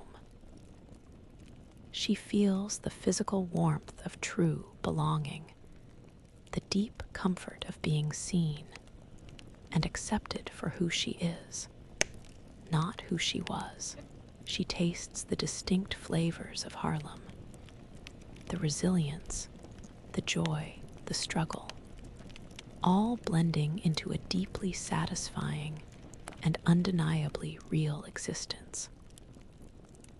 The Harlem Renaissance, a dynamic period of cultural and personal awakening, has become not just a historical era she inhabits, but the living, breathing heart of her own settled peace.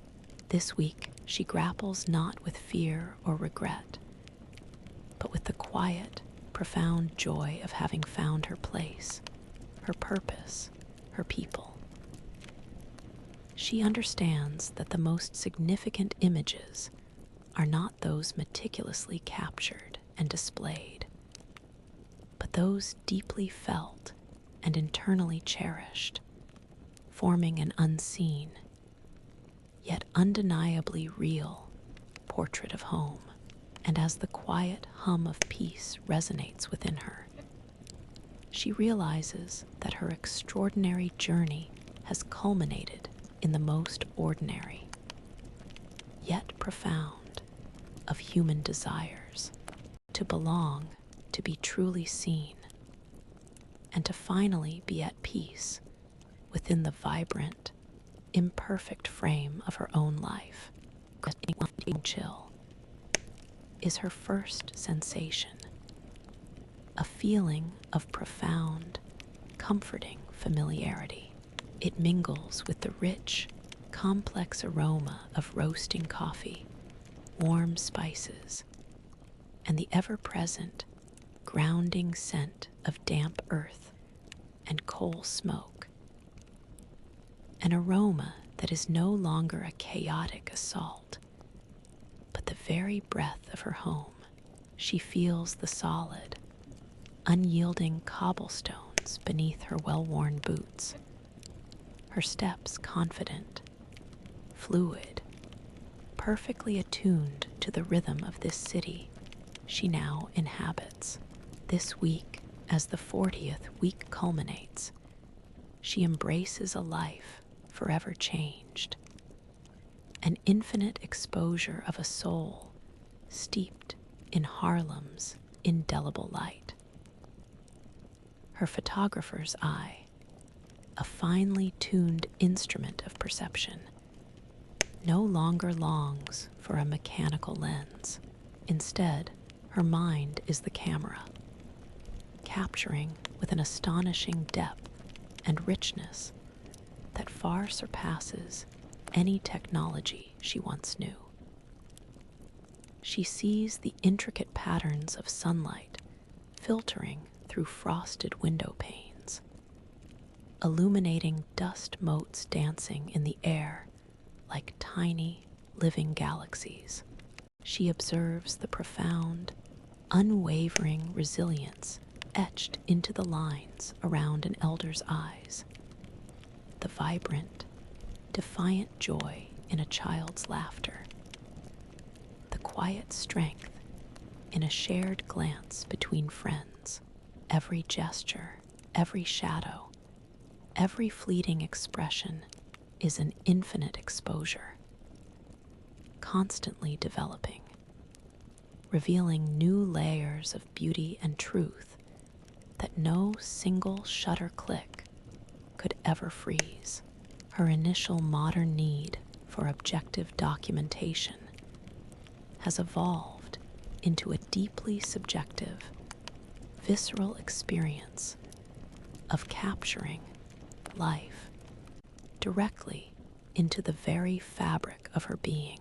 Her professional reasoning, honed by years of analyzing composition, light, and narrative, now serves a far more profound purpose.